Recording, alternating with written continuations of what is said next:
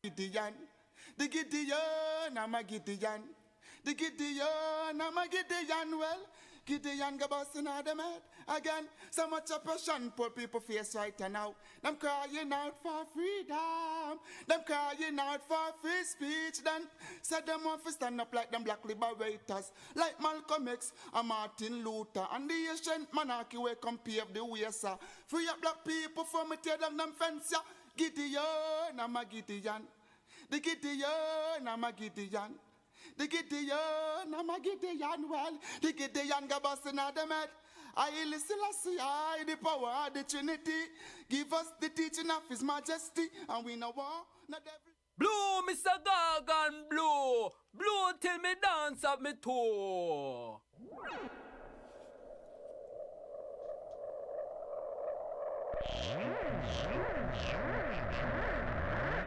This is Sticky Stucky Sweet TV with Keith Gargan. Good, healthy food with the X Factor. So give it a like, share, subscribe, and touch up that notification bell. And that is it. Look at that. A corrupt government cannot liberate the people. If the head of the stream is corrupt, the entire river will be also.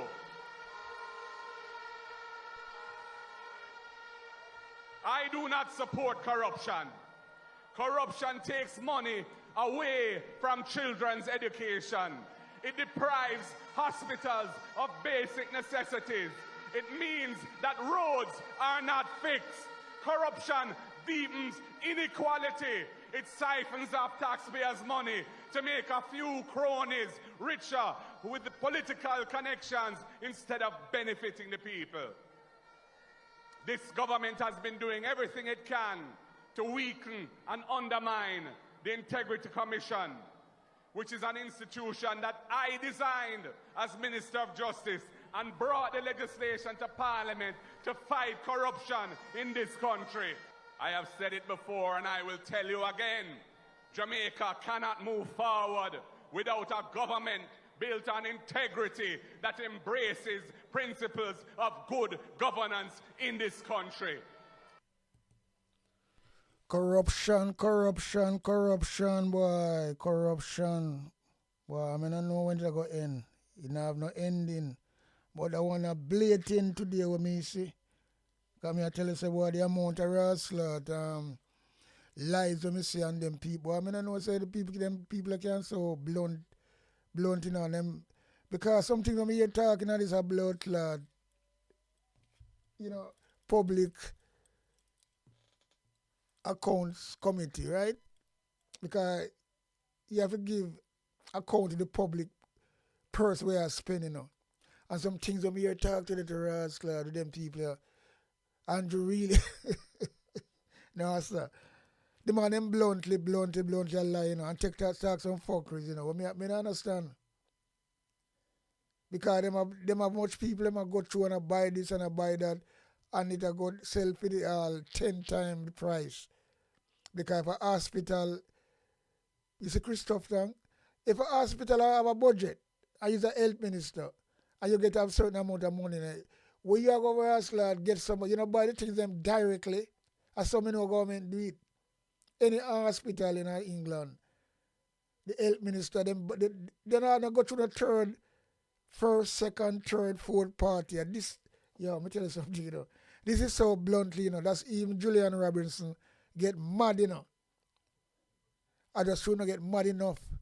Because if it was blood clot, England, them not really, them a play with it. Because it was GLP, and PMP in this blood clot mess. With all this money. Right? And the UHWI. But I tell you, say, a pure rascal racket go on to say, and nobody no want to get accountable, Christoph Tan. And them a try to delay it and a try to spin. But, things are come to bomb because them have got blood clot, give some answer. Because it's plain and straight in your blood clot. So I'm not going to even know about talking upon it. We go straight in it. Straight in it. Yeah, man. The Ministry of Health in terms of the appropriation accounts. So, Madam Auditor General, I'll invite you to start. Mr. Chairman, I'm going to hand over to Deputy Auditor General Non-Assurance Christopher here, who will introduce the matter for the ministry, for the university hospital. Thanks. Thank you, Auditor General. Just bring the mic closer to you. Yeah. Pure nervous Thank you, people, you know, Auditor liar General. than Mr. Chairman, nervous. members of the Public Accounts Committee, good morning. This performance audit was undertaken in response to whistleblowers' concerns regarding the administration and management of certain operational activities at the University Hospital of the West Indies. The audit also represents the first in a series being conducted under the theme ensuring value for money in public health procurement.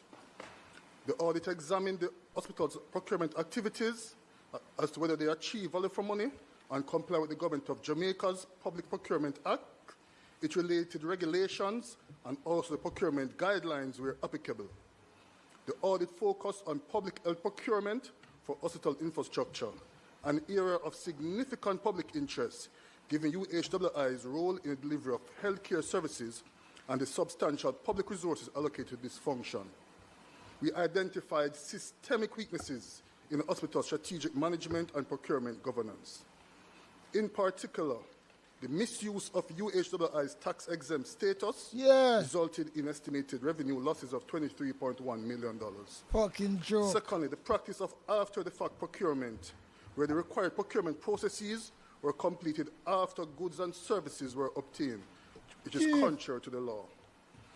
Thirdly, the non-preparation of key strategic and accountability documents, which weakens oversight and procurement planning. What a wicked And blood fourthly, clot the people, non-submission of standard procurement documentation for audit review, which limit assurance that due process was followed. The audit concluded that these weaknesses expose the hospital to heightened risk of inefficiency, waste, and non-compliance, and undermine confidence in the integrity of its procurement operations. Management has indicated that corrective actions are being pursued to correct the deficiencies identified. The findings extend beyond isolated procedural lapses and instead point to long-standing governance and control deficiencies within UHWI's procurement environment.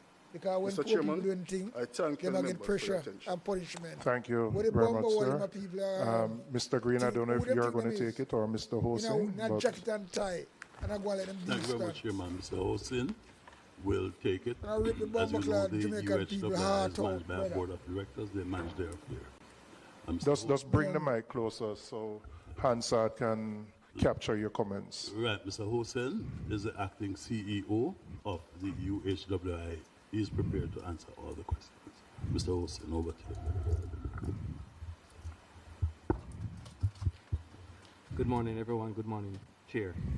I have been acting in this position from January the 12th of this year.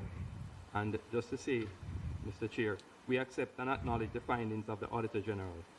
The matters reported on in the Auditor General's report are a culmination of systemic weaknesses that have persisted for decades within the organization. And this is proven by even a report which was done in 2007, which highlighted similar weaknesses. Internally, we are therefore working to identify structural gaps while strengthening the hospital's accountability framework. Since the publication of the report, we have located 30 of the 29 of the 51 procurement files that we were unable to produce during the conduct of the initial audit exercise by the Auditor General. 28 of these files have already been presented to the Auditor General's Department for their audit and review. A standard operating procedure for public procurement is now being finalized for approval. Most, if not all of the cases highlighted by the Auditor General occurred as a result of breach of GOJ procurement guidelines and a lack of standard operating procedures combined with weak internal controls.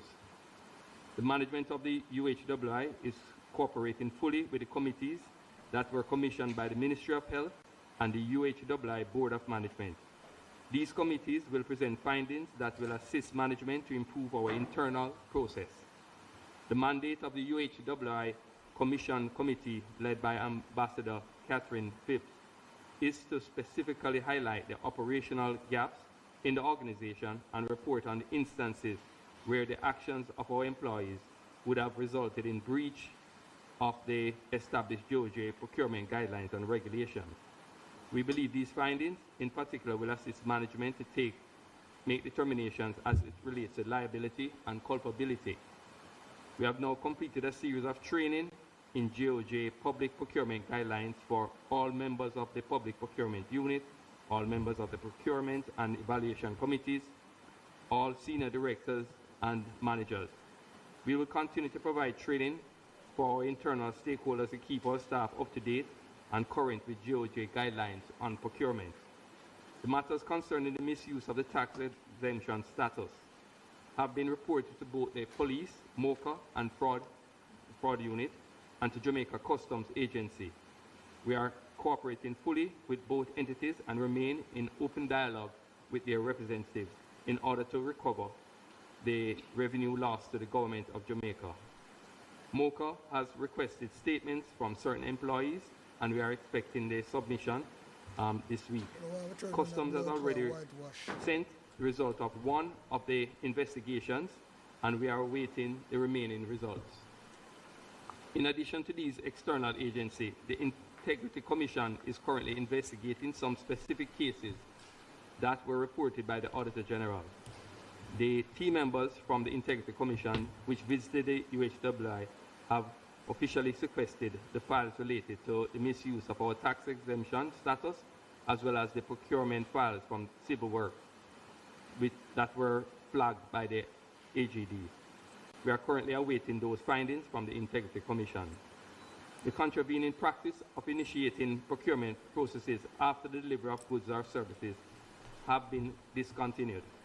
We have also discontinued the use of arrangements with private entities to bypass procurement guidelines and have discontinued the misuse of our tax exemption status by private entities.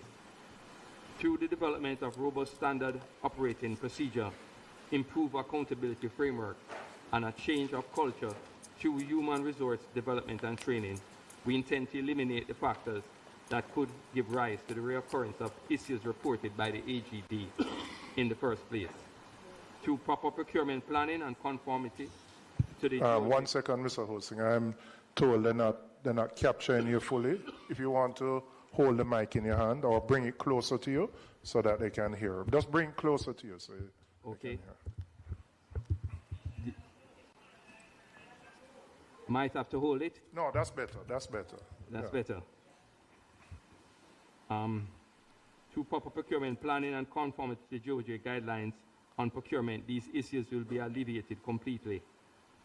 The audit for 2019 to 2020 is scheduled to recommence in April of this year. The audits for 2020 to 2025 were tendered and an audit firm was selected.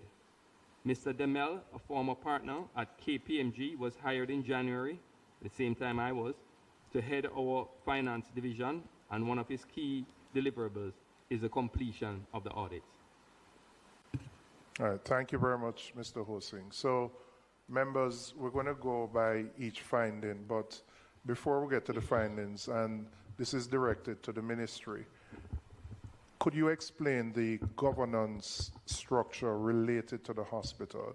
We know there may be a parallel governance with both the Ministry of Health and the university itself. We know the university hospital is unique in that it's a training institution.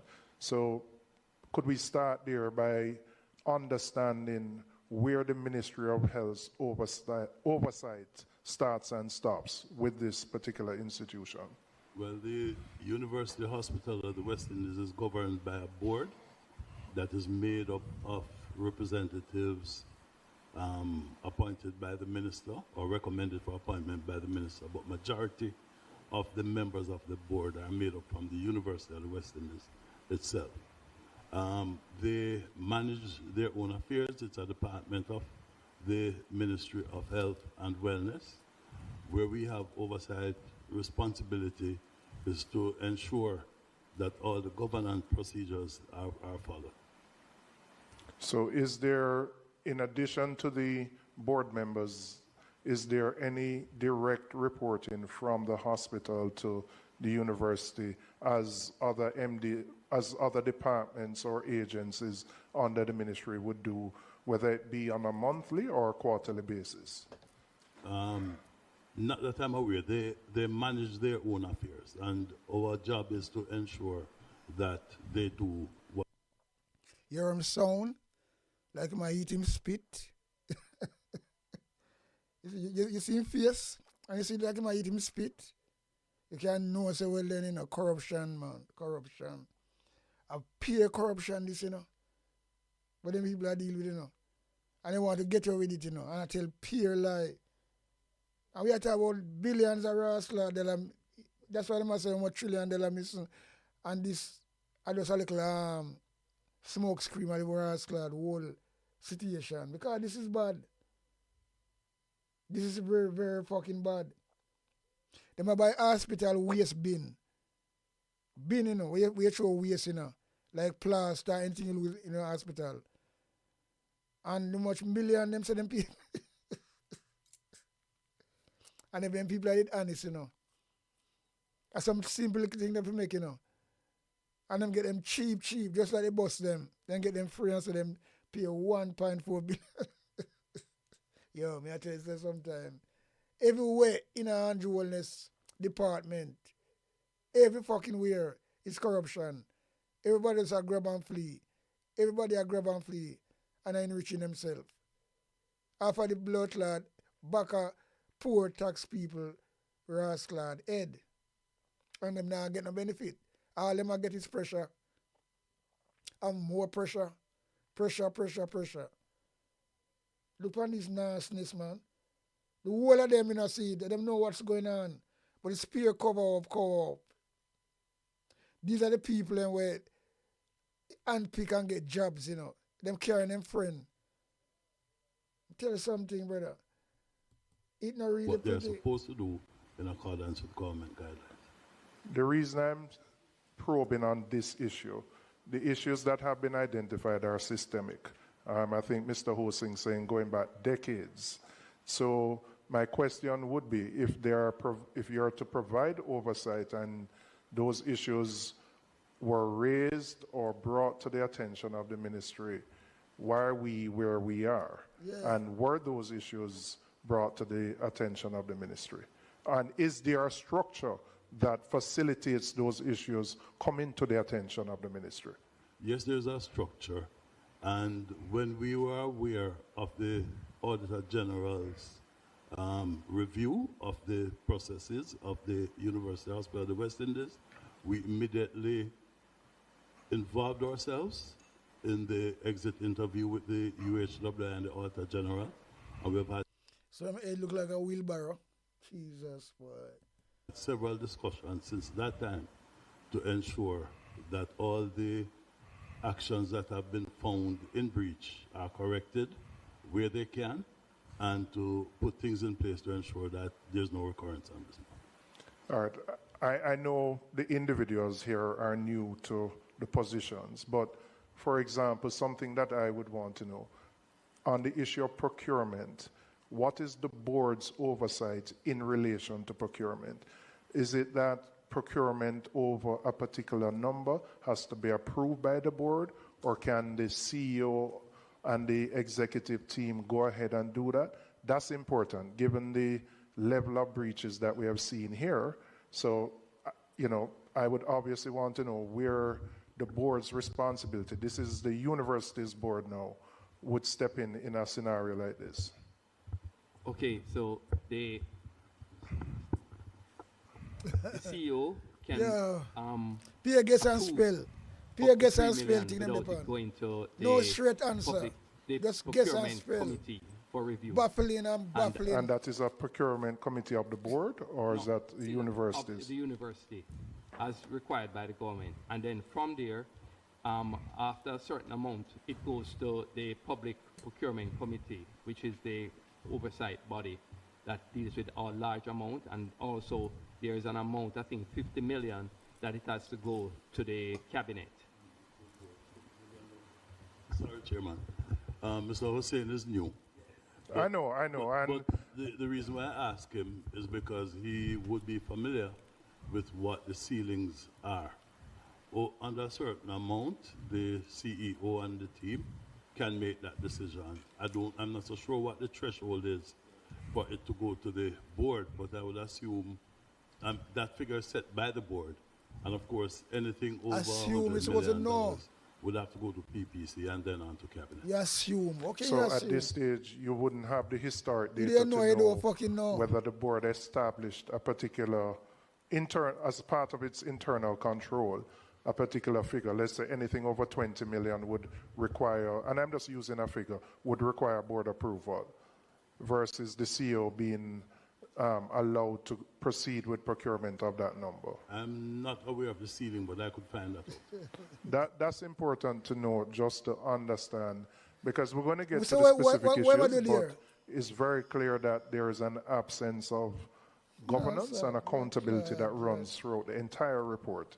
And so we need to understand, and I raise it because I do appreciate the university as an institution appoints board members, but the ministry also does. And while board members can flag and raise issues, there has to be some institutional mechanism for reporting from the hospital to the ministry on a periodic basis, so that those issues don't only arise because the Auditor General went in and did an audit. It means that we have years and years of breaches that would have gone undetected without an audit. And that just points to a total absence of proper governance and oversight. Fuckery.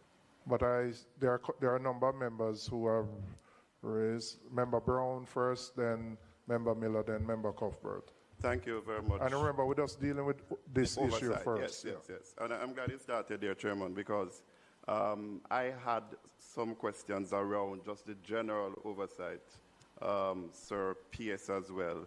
I am referencing your letter, which you read from earlier, as it relates to the findings of the Auditor General and her team. And you reiterated in your opening remarks that there would be an increased effort to provide oversight from the ministry. I want to associate myself with the comments from the chairman, because it is good and well that now that the findings have come to the fore, that the restorative, the corrective, the remedial actions and processes, reporting all the findings to the police, reporting it to the customs, putting in place procurement plans and all the like now. But we are seeing close to 8 years of flagrant procurement breaches. So I want to join the chairman to understand what is the institutional framework that the ministry has in place, not to put in place now, and that is good and well, but what is the institutional framework that the ministry has in place to give oversight, not just to the University of the West Indies, Hospital of the West Indies, but also to other agencies that come under your oversight remit, so that these breaches are not picked up when somebody whistleblowers, but that there is a systematic, ongoing, consistent oversight function and overview of the ministry in that. So I want you to tell me what is the framework. Do you, for example, as PS, have any meetings with your head of the various agencies, your chairman of boards? Probably that's the minister's responsibility. But the different heads of entities on a monthly, quarterly, do you get reports from the different entities to yourselves or to your different officers? What is the framework? Because it is good and well, but when we look at all of the breaches, don't have no all framework. of the They don't have findings none. that are here, it doesn't paint a good Everything picture bugger. in terms of the have no ministry's oversight, even before we start to look at the University Hospital of the West Indies and deep dive into the issues as per the finding. What exists now, and what could have caused something as egregious as all of these measures that we're about to discuss to have happened? Thank you, very much for that question, member. As I said before, the University Hospital of the West Indies manages their own affairs. No report, with the deepest of respect, that would come to the ministry would highlight the issues that were raised by the Auditor General. They do have an audit department that is supposed to conduct audits from time to time. Those reports of the internal audit department of the University Hospital should come to the permanent secretary when those reports are done. We do get the usual reports. They are supposed to provide a procurement plan. We are supposed to receive their operations plan and other matters related to a service level agreement that we are trying to put in place with all the agencies, the regions, the UWI and the Bellevue Hospital. All of that will be outlined in a service level agreement which we are working to conclude.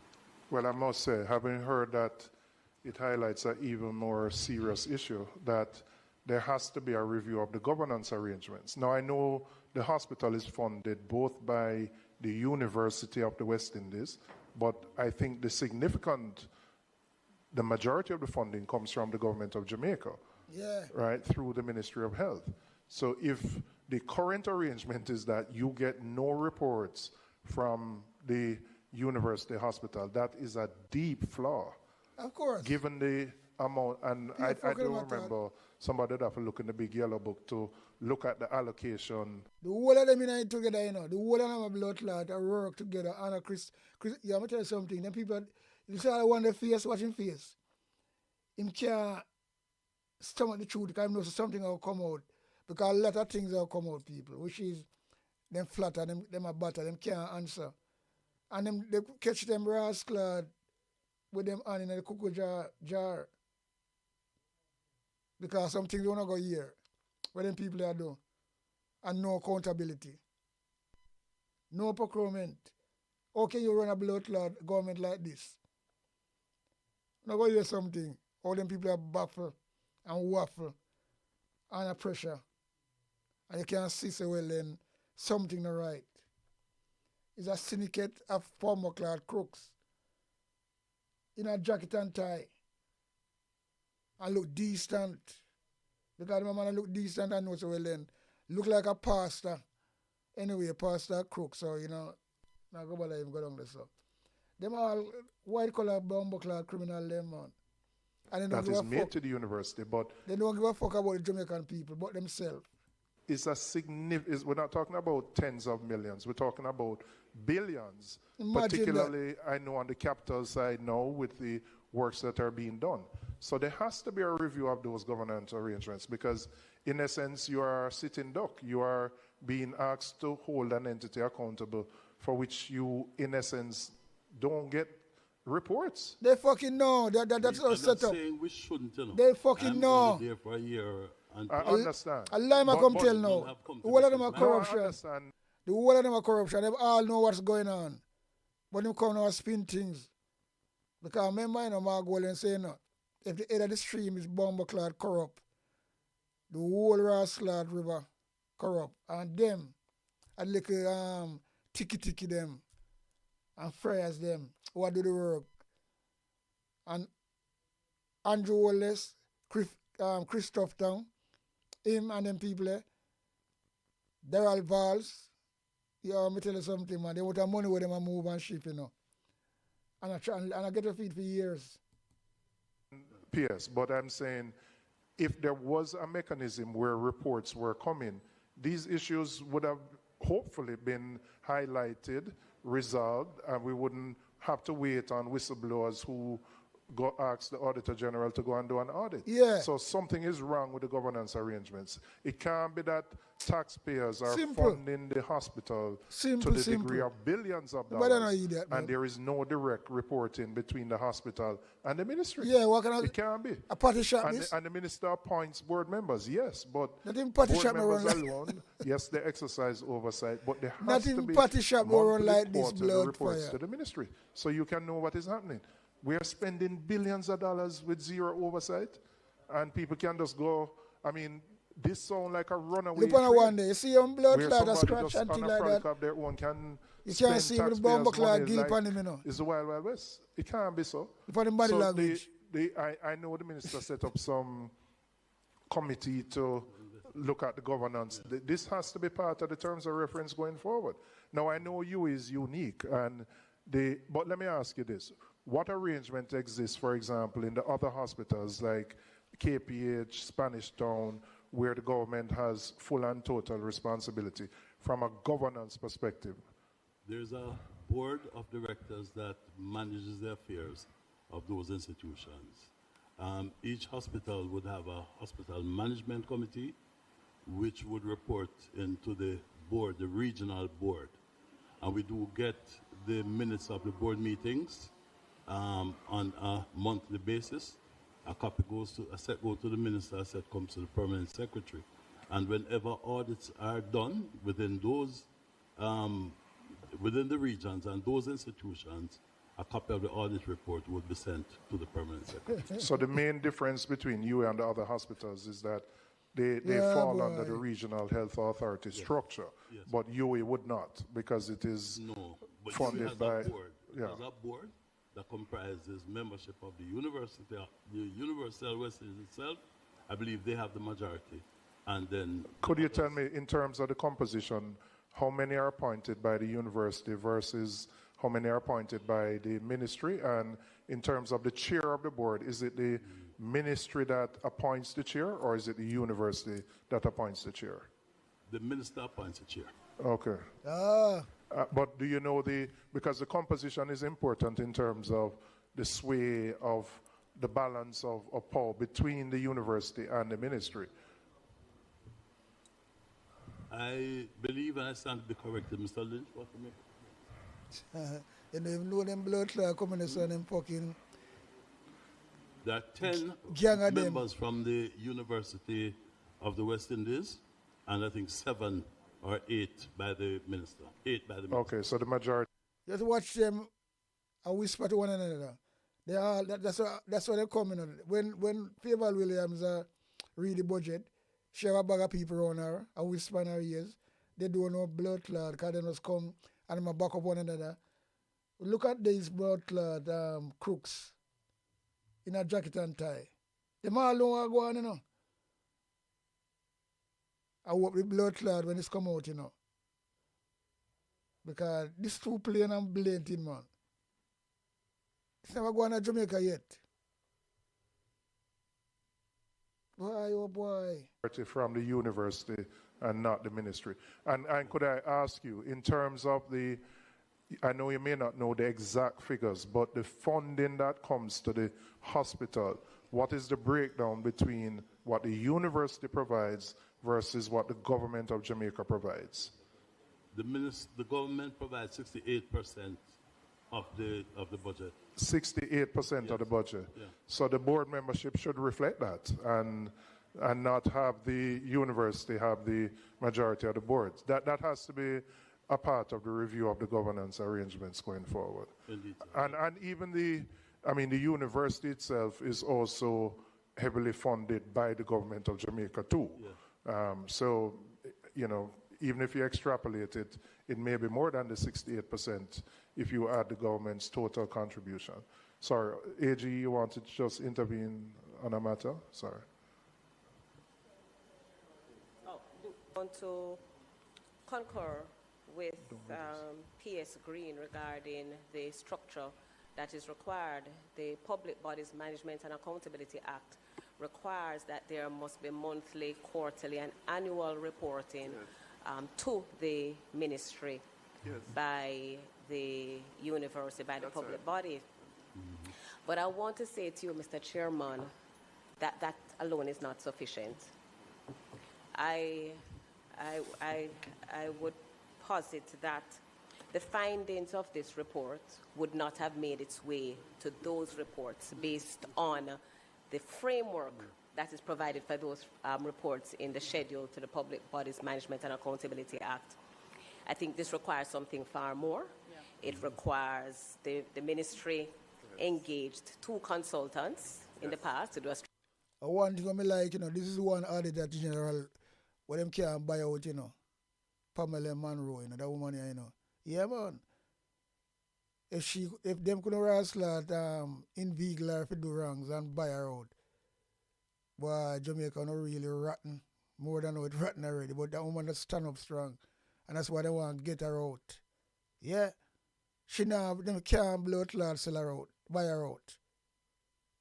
Bigger up with that. Yeah, man. Pamela Monroe, one of the best auditor. Because she no ramp. So, you have to big her up. Yeah, man. strategic review, to do transformational review, to do operational and turnaround review. We didn't see anything happening with those. This is hitting really at the heart of the control environment of the ministry. And Section 6 of the Public Bodies Management and Accountability Act actually places the responsibility on the board to create a control environment to ensure that the necessary systems are in place to protect the resources of the government by and large. So it's my view that the hospital will have to do a serious look, not also on its hiring practices, because the control environment starts there. Who is put in a particular position? Ensure that you have the best fit for the position, and that ethical conduct is at the heart of the operations of the environment. It's obvious that, let me not say it's obvious, it's just my view based on the pervasiveness of the issues reported here. We just identified a small fraction.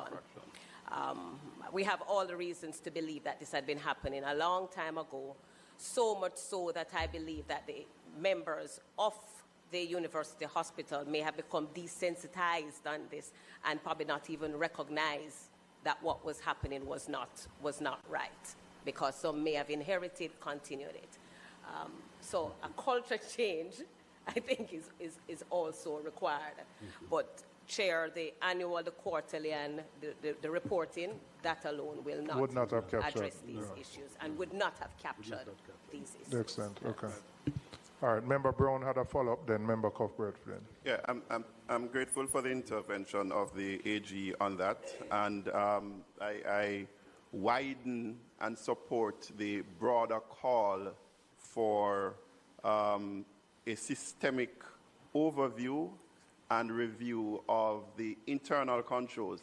So I don't know, Chairman, if I move now to ask, and I guess he's new, so the CEO of the hospital, in terms of like internal audit, because the AG indicates that the quarterly, monthly, mandatory reports that would be required to share from the board to the ministry will not have allowed for the hospital to capture. And bear in mind that these are not just procurement issues, because we are going to deep dive in others. There are issues, as a PS raised, in terms of the strategic hiring of consultants, the issue of missed deadlines as it relates to audited financials and those sort of. So there is a wider set of issues outside of just procurement. The procurement may be the more glaring,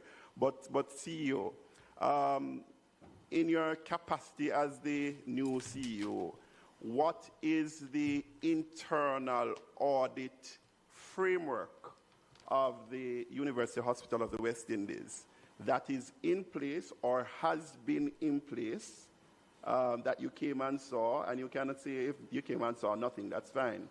But what is the internal audit framework that is in place that clearly, I believe, should capture those things and bring to the attention of the leadership of the hospital management to ensure that these breaches would not have happened, or there is an absence of internal audit oversight within the university hospital itself. Okay, just to add to what the Auditor General said, that even the report that comes to the board would not capture a lot of what you have seen here, the breaches that you have seen, because the reports that come would certainly not include all of this detail and the information. There is an internal audit department, and our chief internal auditor is here. The board, the current board, was appointed in October. It was the first meeting of the board, of this current board. There has October of 2025. 2025? Okay. 2025 is when the new board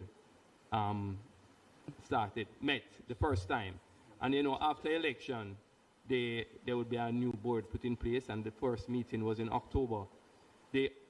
When you look back at the internal audit reports, some of the findings of the Auditor General are in fact in those reports going back a few years, not in the detail and not all, but some of it was in fact in those reports, and there has been some challenges in terms of seeing the actions that should have been taken, that they were taken. Well, I was going to ask, where's the chief internal, where is he or she? Yeah, he's here. He's here. If you could indicate for me how you operate, no, leave on your mic, turn it back on, how you operate, who you report to. I don't know how long you've been in the position, but it would be helpful for us to understand the size of your unit. Is it adequately staffed?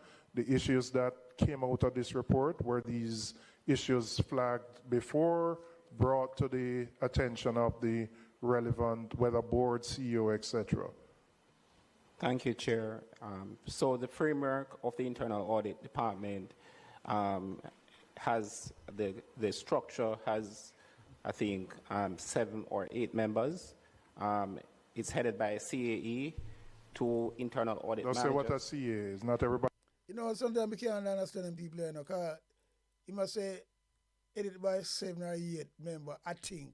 Him think. Them all say, them in the job, and them can't get specific grassland numbers. They're supposed to know that. So you see, right, that's the shaky, you know. Because they must know, when I'm going to ask them a question like that, them is part of, I mean, I understand this blood clot, you know. Them are people can't so dry eye, man.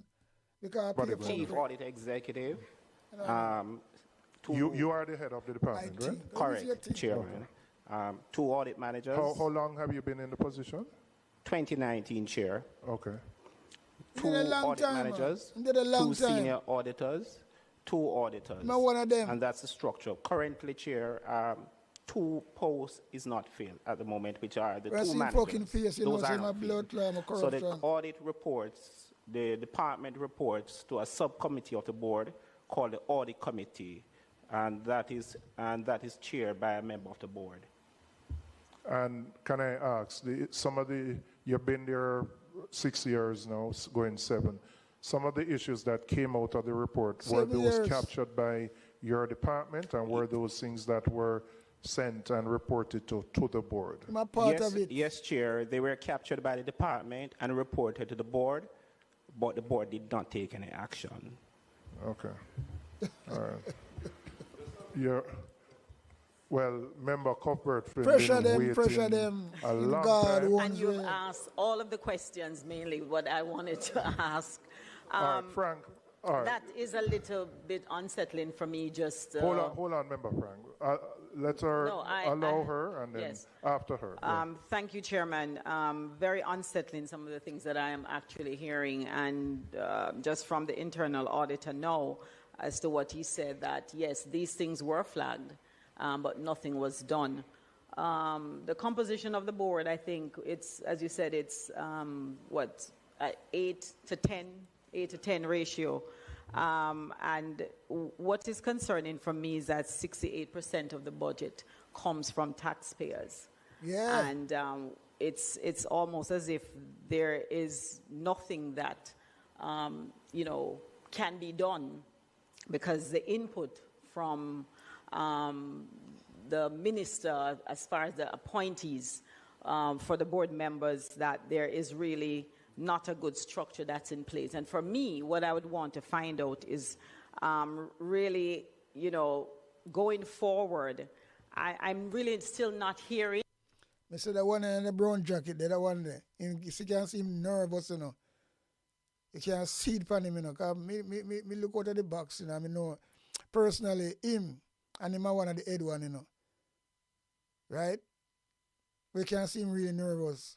The whole of them nervous. Because them not coming nothing what makes sense. They must shot themselves with them one fucking foot. You can't see the corruption. I go bust out, Believe you me. Because them can't come out of this. Because some things when I hear them say.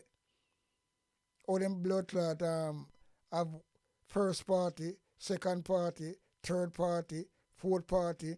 Everybody on them a food. So the things that go around in a circle and taxpayers are feel it. Blood clot.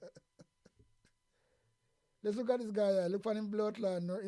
He's not a guy who come in one blood clot committee and happy and like him. So you can't see them. Them all nervous. Them all rascal at it. Can't tell me nothing. That's Owen Jewels and the whole Labour Party set up. Pay colleagues and friends. Them put in a place. And if it does rob and cheat the Jamaican people.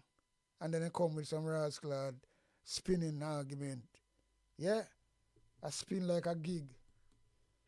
About going forward, what will be the different structure that will be put in place to make sure that this doesn't happen again? Because now I'm hearing from the auditor, internal auditor, that even though this was caught and detected by the auditor, nothing was done. So what is going to be in place going forward so that this doesn't happen with 68% of taxpayers' money?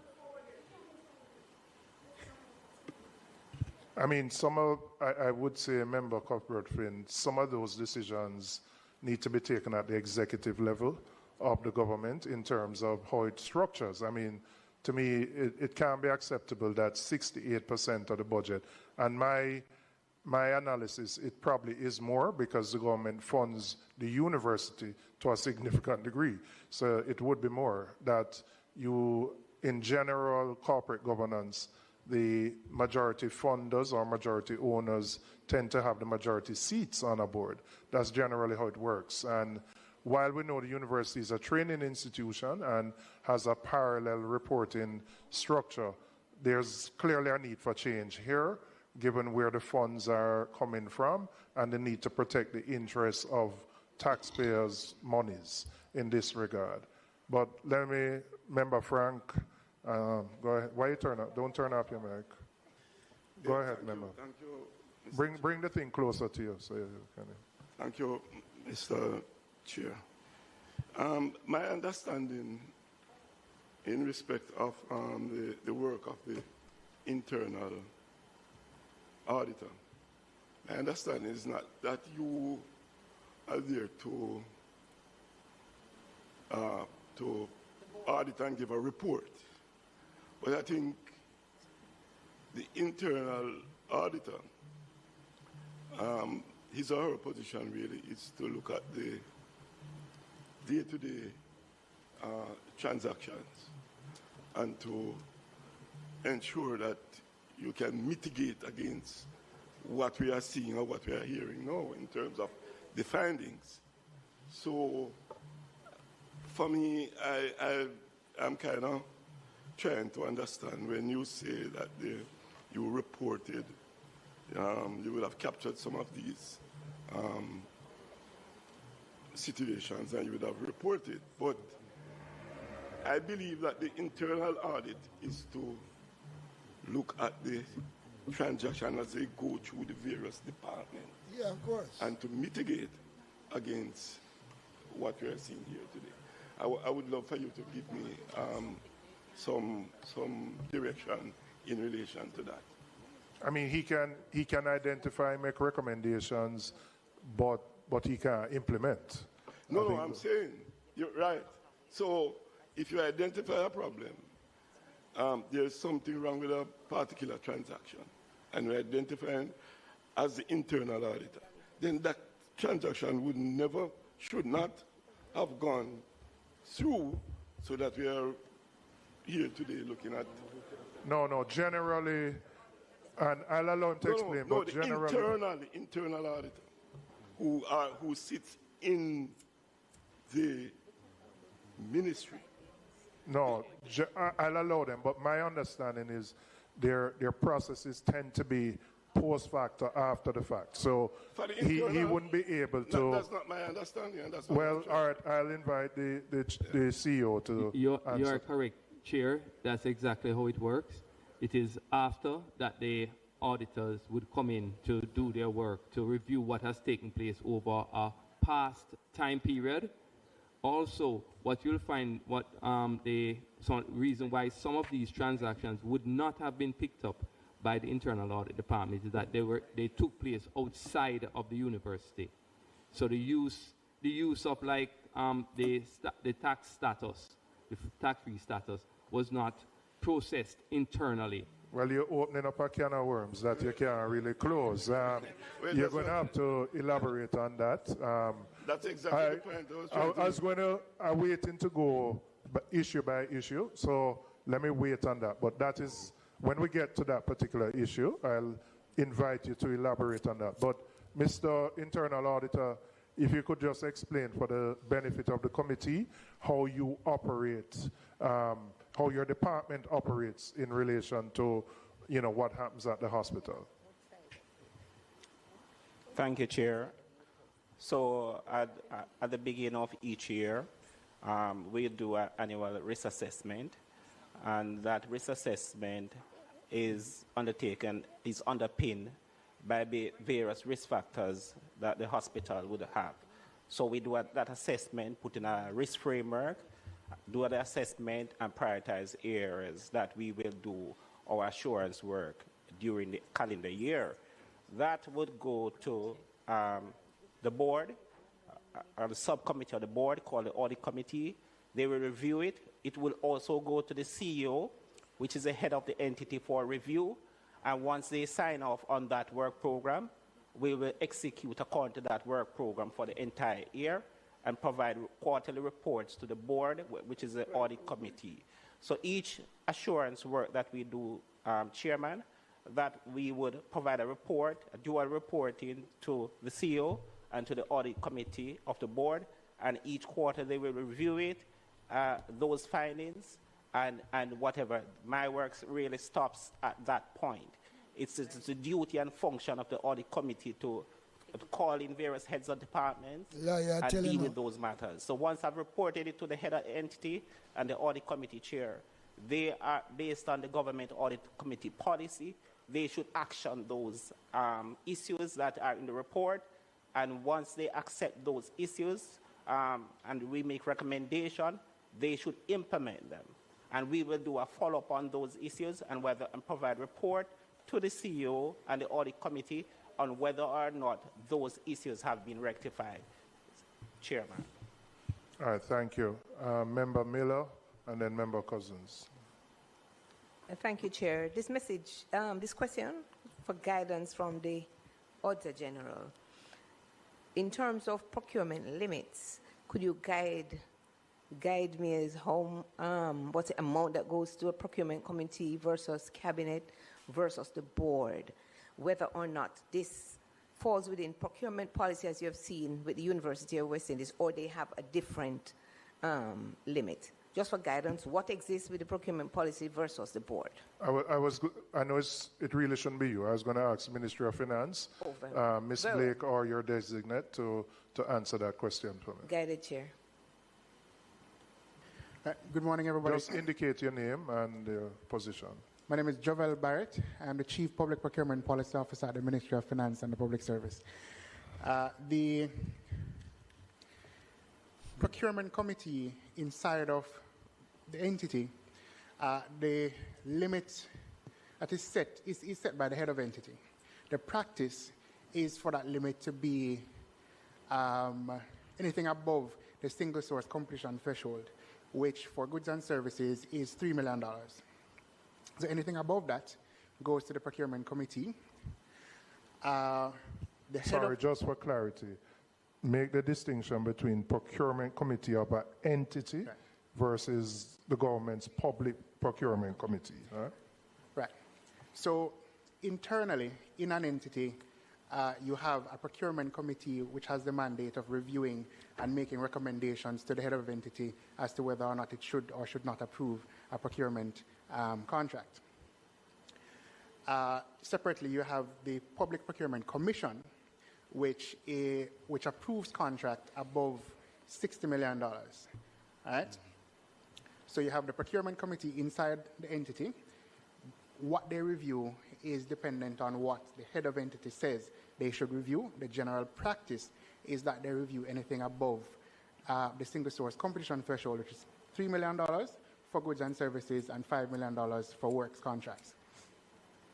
Now, the head of entity can approve a contract up to $60 million.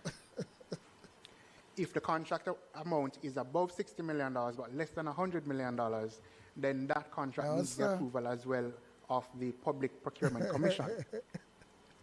Above $100 million, the contract would need the approval of the head of entity, the Public Procurement Commission, and the Cabinet of Jamaica. So those are the relevant limits. I don't understand a fuck what I'm saying. Yes, Pierce. If I might, just to further that question, some entities, depending on the risk factor, would set thresholds between the $5 million and the $60 million. For example, where I worked before, anything over $30 million must go to the board for approval.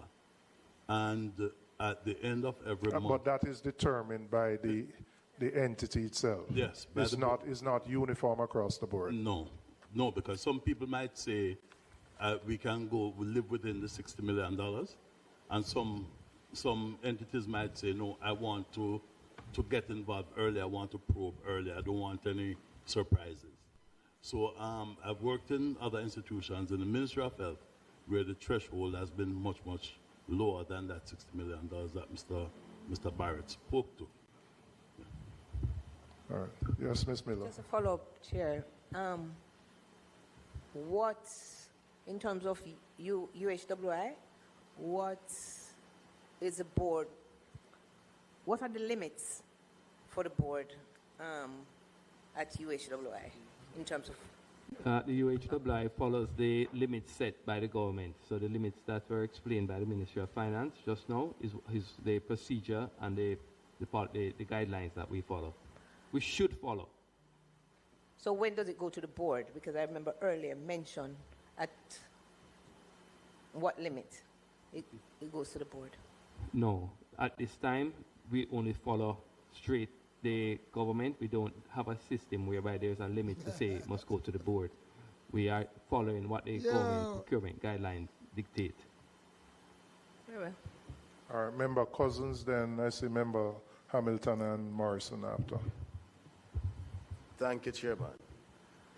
The question is one of same procedural line of argument. In terms of the minutes of the board meeting, just to be clear, the minutes of the board meeting are usually submitted to the region, you say, and the minister. So, for example, in a case where an issue is reported to the board, that would normally be captured in the minutes of the meeting. Should, yes. Ought to. Yes, ma'am. Ought to, yeah. Yeah, emphasis on ought to. Yeah. All right. And these minutes of these meetings, how long would you keep them on record? We would keep them for a long time because you can destroy the minutes, and the ministry would not be the only entity who would have the minutes. The minutes would originate from the particular department of the Ministry of Health and Wellness. So where the minutes go to the region and the minister, and it comes to their attention, speculating that the issue arises from the minutes of the meeting and there's no action, then the region could have stepped in at that stage, or the minister, correct? No, the region should have stepped in before. In case of a region, the region ought to have stepped in before, because we get the minutes of the regional boards. Yes. Just But like we if- should get the let's minutes for- of the units. So it goes to the region and the minister. It misses the attention, or the region omits to peruse that minute thoroughly. But the minister, who gets a copy of that report, when he looks at that report and he identifies that there is an issue that has not been addressed, what is the next step? Or what is the procedure from there? Well, I can't speak for the minister. Yeah. But the minister have representatives on the board. He appoints the board members. He appoints the chairman. The permanent secretary has a representative on most boards. You have an ex officio Yes. generally for most boards. No. We have for most boards, the permanent secretary have a representative on the regional boards. The CMO is a member of the University Hospital Board by virtue of her being the chief medical officer of Jamaica. When things happen at the board meeting, it is a responsibility, if there is something of concern, for the chairman to speak to the minister. The minister appoints the chairman, for the chairman to speak to the minister. If there is a matter that is egregious or needs the minister's attention. Oh, thank you, Chairman. And so, PS, so all road lead back to the minister then? I would not say that, because the minister cannot micromanage. The minister appoints a board. Ought to, because the board is chaired by somebody who's appointed by the minister. And naturally, if there is something egregious coming up, such as this matter, the board chairman immediately advised the minister. Pardon? These matters, because of several issues. There are several issues in this particular situation that would not necessarily have raised themselves to the board level. You know, as the chief internal audit executive said, indeed, but the chief audit executive would conduct his audit in accordance with his plan. The audit committee is made up of the board members. The chief audit executive actually reports to the chairman of the audit committee with a dotted line to the CEO. The chairman, who is a member of the board? Yes, the chairman of the audit committee is a member of the board. Yes, is a board committee. Okay. Right, so once the audit is completed, then he reports to he meets with the audit committee, and the matter is discussed. And he might not be a part of the board. He definitely is not a part of the board. But what happens under normal circumstances is that on the minutes, on the agenda of the board, would be an item for reports from the audit committee, and the matter will be discussed there. All right. That's all I wanted to get the procedure, because we're going to get into the meat of the matter later. Right. So, thank you. All right, member, I don't know if it's Hamilton. Yes, go ahead, member Hamilton. Thanks, Chair. Based on what I'm hearing, I find that there are a number of irregularities and anomalies within the governance structure of the university. But one that stands out for me is the audit finding speaking to contracts that were approved by the CEO without documented evidence of evaluation or procurement committee review. And I wanted to find out whether the internal auditor ever highlighted any such irregularity, and whom did he report that to? You heard the question, sir? All right, just repeat your question, member Hamilton. There is an audit finding that states that contracts were approved by the CEO without documented evidence of evaluation or procurement committee review. And I wanted to find out if your department ever highlighted such an irregularity, and to whom did you make that report in that instance? All right, thank you, member. Not the same instance, but in similar instances, because normally when we are doing those reviews, we would have looked in the minutes to see those contracts that were approved, and we had issues. We have highlighted issues in which we saw contracts that were completed, but we did not see them as ratified in the minutes. And it's in the audit findings, in the audit reports, and it is there, and nothing was done about it. And submitted to whom?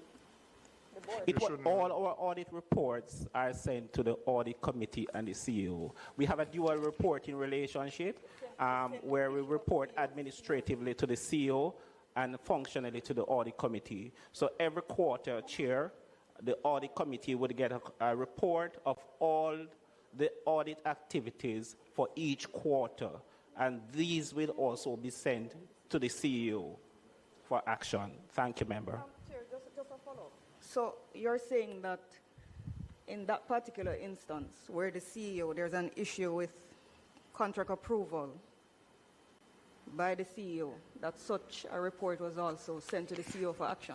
Not specifically speaking to that particular issues. I'm saying, Member, that were similar issues. But that is what you're saying would happen when you have a report about an irregularity. It goes to the CEO and the chairman of the audit committee of the board.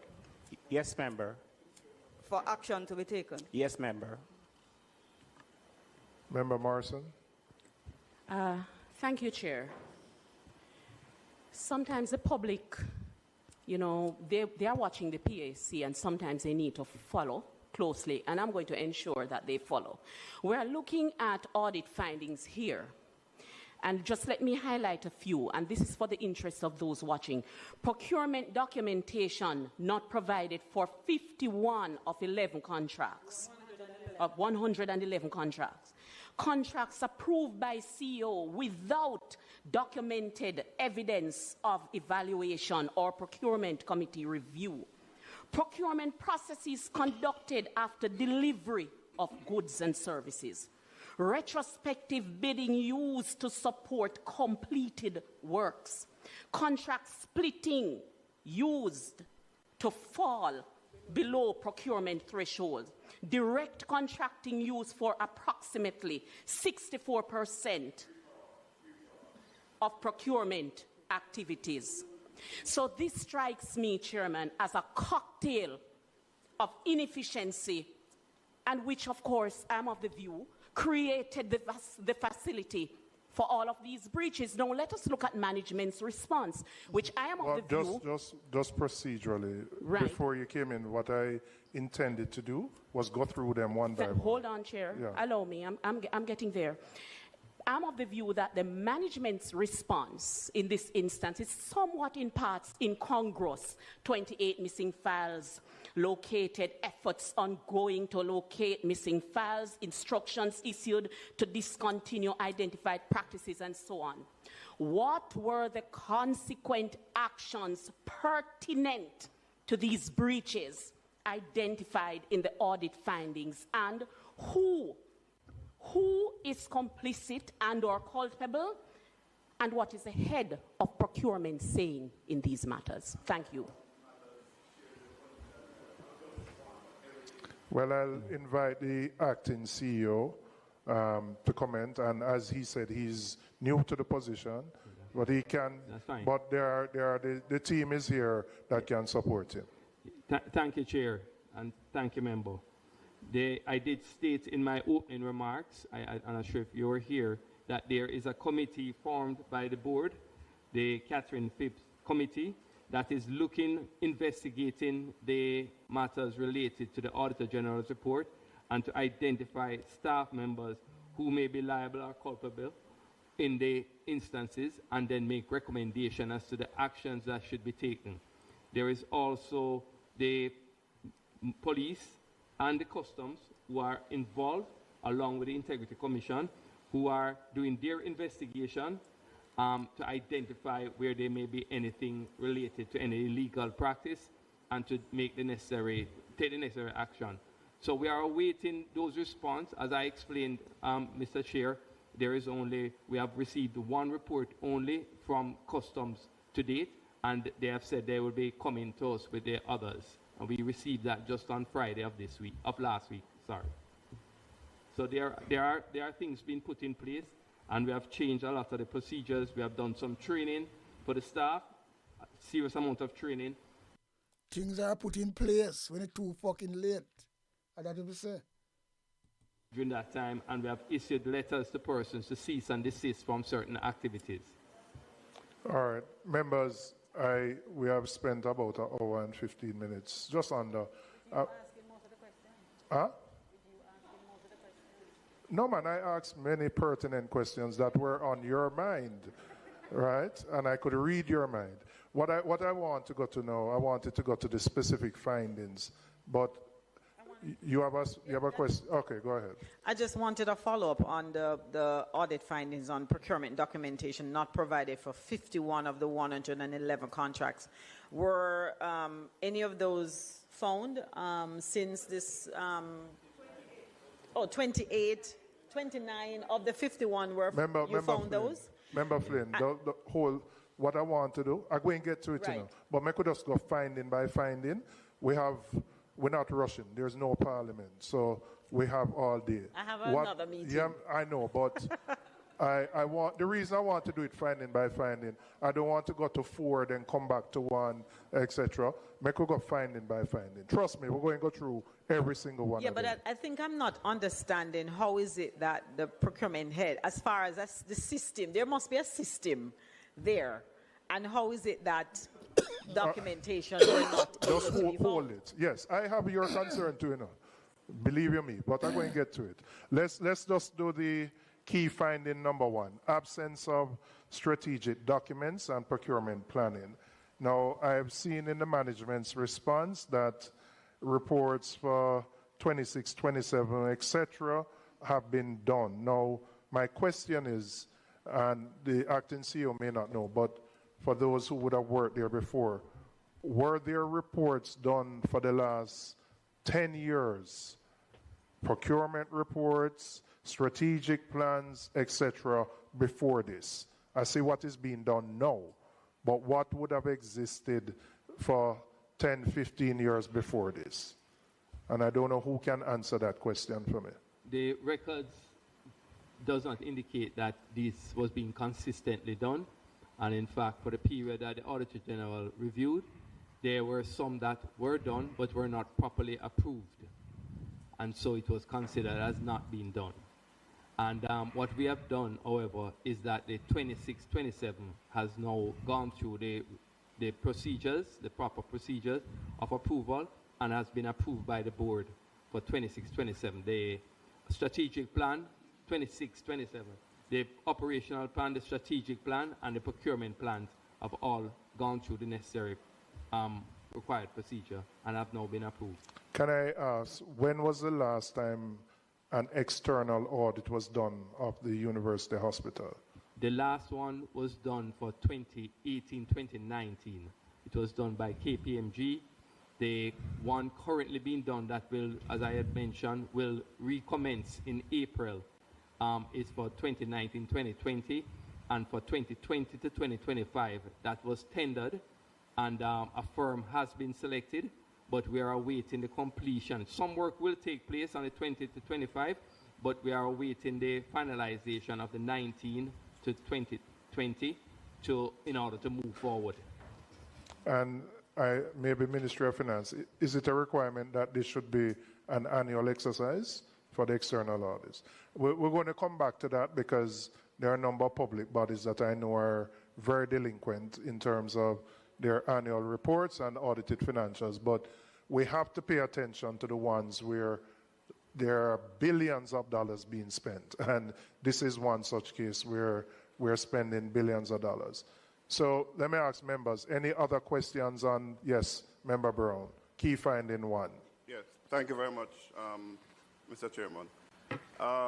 I see where the Auditor General in the audit findings related to this particular one would have said that there was a failure to provide strategic plans despite having hired and paid 2 consultants USD $186,000, or approximately 30 million, and she referenced it earlier on in her opening remarks.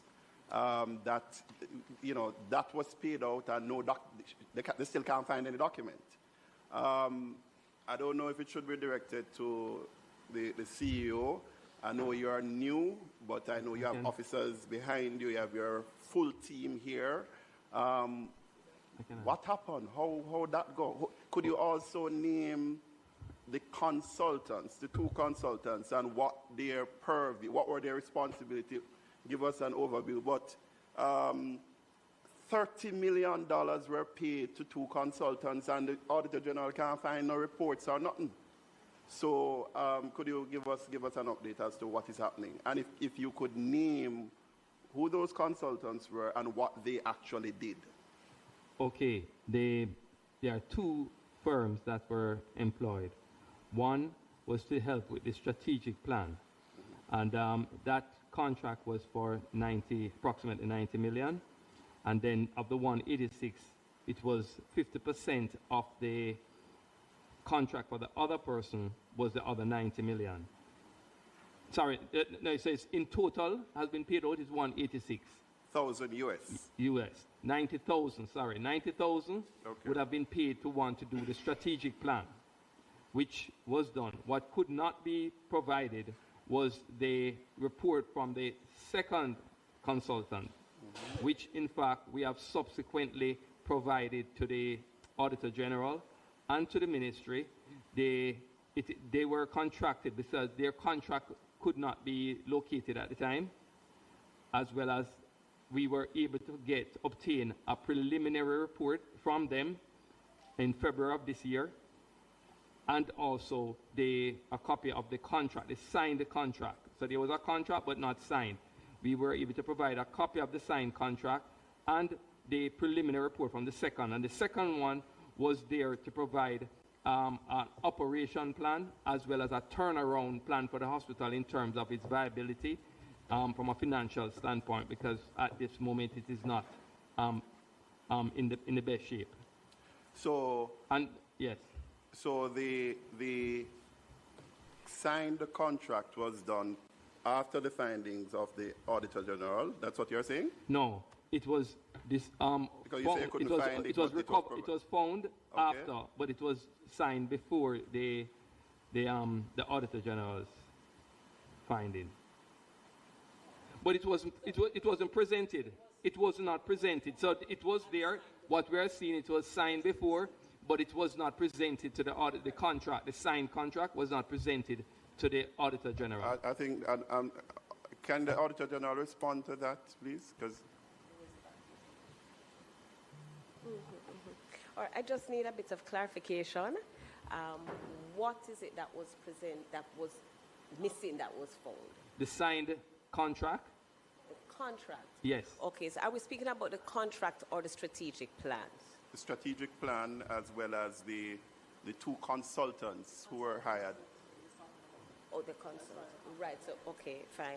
All right, so let me speak about the strategic plan and the operational review, because we spoke about not seeing an approved strategic plan. Yes. So an entity was engaged to undertake a strategic review. That's right. And transformational review as well? Yes. No. One was... strategic and operational No, review. one was for operation and turnaround. One was for strategic and transformational. Yes. And produce a transformational plan. Yes. But that's not a strategic plan. Right. So we did not see the strategic plan. My colleague is letting me know that the intent was to use the strategic review and transformational plan to inform the strategic plan. But we didn't see an approved strategic plan. No, for the operations review. Sorry, just for clarity here, you used the word approved a couple of times. Is it that it existed but was not approved by the entity? It was not approved by the board. It wasn't approved by the board? No. But it existed? Yes. Right. Okay. So it's all draft, but no. Okay, so there was a draft report. The draft presented to the board, but the board did not accept it and did not approve it. Okay. But the second one, the operations review And the turnaround. development of the turnaround plan. We have not seen the turnaround plan. We haven't seen that plan. But last week, we received a draft operations review document. That is correct, along with the signed contract between us and the person doing that. Okay, so we were of the impression that the consultant failed to provide the document at the time that it should have been provided, but they submitted Last it week. in February 2026. So That's my understanding. let me, so I can be clear. There were two consultants engaged. That's right. One provided a plan which went to the board but was not approved by the board. Strategic plan. The strategy wasn't approved by the board, but they delivered something, but the board didn't sign off on it. The second one, you said the document itself was just provided 2 months ago, February, last month? Last week. And my understanding is that it was submitted, the draft, what we saw, a draft document that, February. right. And let's just put this into context because this contract was 2024 and the document should have, because as you know, a turnaround means that you need to address something. So it should have been produced 4 months after we received it last. Yeah, so the question is, on the second one, was the consultant fully paid? No.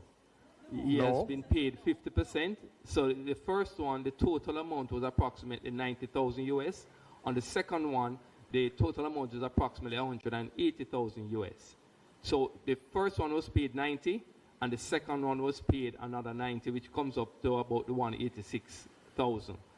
Now, so the second one has received half the payment. We up to the time when I came, we had not received any report, but he provided us with an interim draft report.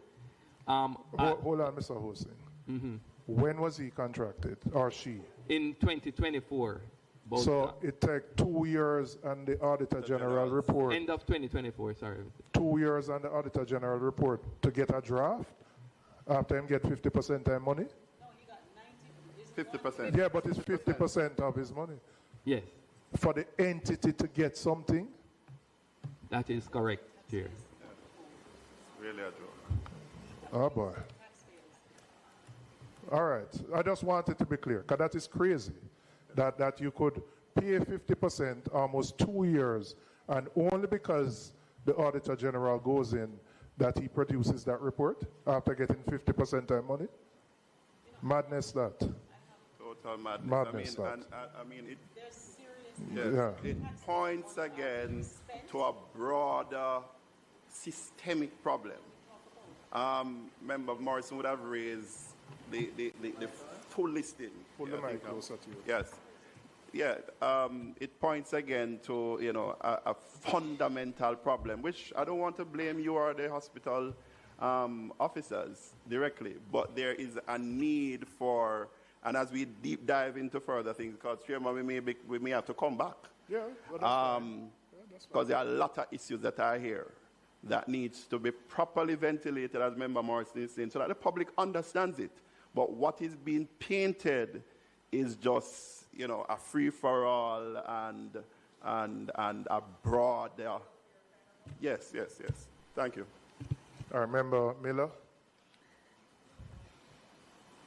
I want to find out how often is their procurement committee in place? How often do they meet? And why is it that there was no procurement plan in place? And how the procurement committee went about approving contracts if you don't have records. So I don't know if you'll be able to help me or... Yes. The procurement committee meets every fortnight on a scheduled basis. But there are circumstances that may require them to meet even within that time period because of urgency of matter. They will... What is presented to them, anything over the 3 million threshold that the Ministry of Finance highlighted, would have to go and be reviewed by them. And that is what they use to operate. There are minutes of their meetings. In the past, some were not things, as the auditors said, were not in the minutes because they were not presented to the procurement committee for review. So how did the procurement committee go about approving the contracts if documents weren't presented? Well, they didn't approve anything. It didn't come to them, so they would not have approved or rejected anything. So the procurement committee then just existed and met and did not approve anything? No. Let me understand. No. There are circumstances, there are things highlighted by the Auditor General and by our internal audit where, in fact, items that were processed did not go through the proper procedure, which include a procurement committee having received it, reviewed it, and made a decision on it. Very well. So the procurement committee then was circumvented in this process? In some cases. Very well. All right, Member CORRUPTOIN. Yeah, I just want to I want to place on record, because we hear of these things too often about companies who are, hired to, to do something, and when taxpayers' money is being spent, there's this disregard for taxpayers' money, and I just want to kind of put it out there that, I hope that. And I hope we don't continue to see these things happening, especially with what we're finding now. And I know that we have seen this happen over and over again. And it is quite telling that people really don't see government spending as anything, important, and I guess they just take it as something simple as, oh, it's taxpayers' money, so it's free money. And it is, I really hope that going forward, systems are put in place where we're not just paying a company $90,000 US dollars, getting nothing for it, and it's just a brush off kind of a thing. Nothing. I really hope that we wake up from this dream. We really wake up from this going forward and not take taxpayers' money as some sort of a free money. We have to hold people accountable. We have to start holding people accountable. And that this is not, my taxpaying dollar is not free. Fully agree with you. All right, I want to go to key finding number 2, non-compliance with Government of Jamaica JEP portal requirements for procurement. And I have seen the response. I see there was a circular dated June 3rd, 2023, but it seemed that circular was disregarded, and then there was a memoranda. I assume this date should be October 5th, 2025, not 2026, right? But again, retrospectively. So my question, and the acting CEO may not be able to answer because you're new, but how can people be staff just disregard a requirement to use a portal, which is what's supposed to happen, and not happen? That's what I want to know. So if a CEO sends out memoranda in 2023 instructing people to follow the guidelines, use the portal, nothing is done, and it just goes so. No referral to HR, nothing written on a file, nothing. It just goes so. Who can guide this committee in answering that question? I'm going to ask Mr. Ainsworth Buckridge, who is the Senior Director for Procurement, to provide a response. Okay. Good morning again, Chairman. What can you say how long you've been in that post, sir? Well, I've been in this post for approximately 10 years. Okay. I was removed transferred to another department the 1st of February 2024 and reinstated the 2nd of February 2026. Okay. All right. Go ahead and explain to us why this wasn't being followed, the portal requirements for procurement. Well, since my return, I've realized that based on the audit findings, that the portal is to be used 100% of the time. So was it being used any of the time? Yes, it was being used. What was done, all procurement over 10 million was being used, uploaded to the portal. And so what we have done now... Was it that there was a misunderstanding that things below 10 million didn't need to go on the portal? For the most part, I think there was a misunderstanding in terms of...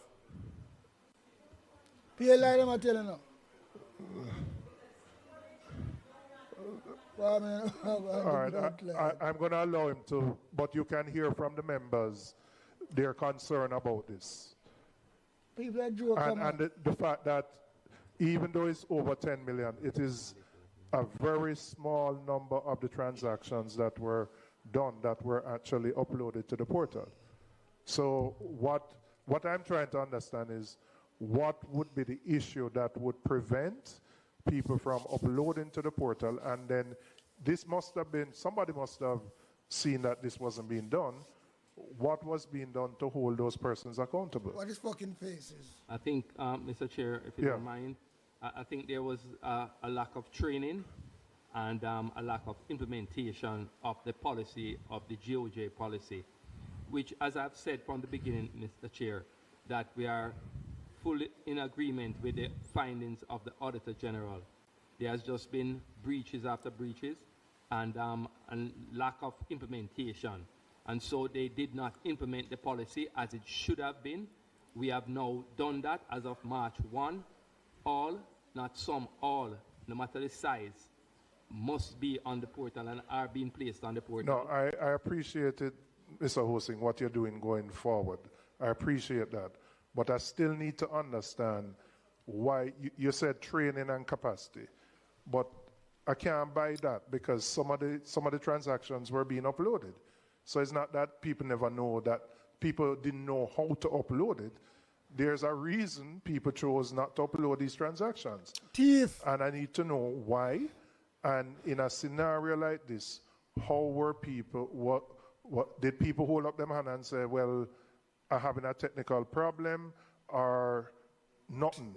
and didn't somebody notice that these things weren't being done and say, listen, we must follow these GOJ requirements? That's because a circular was sent and basically ignored.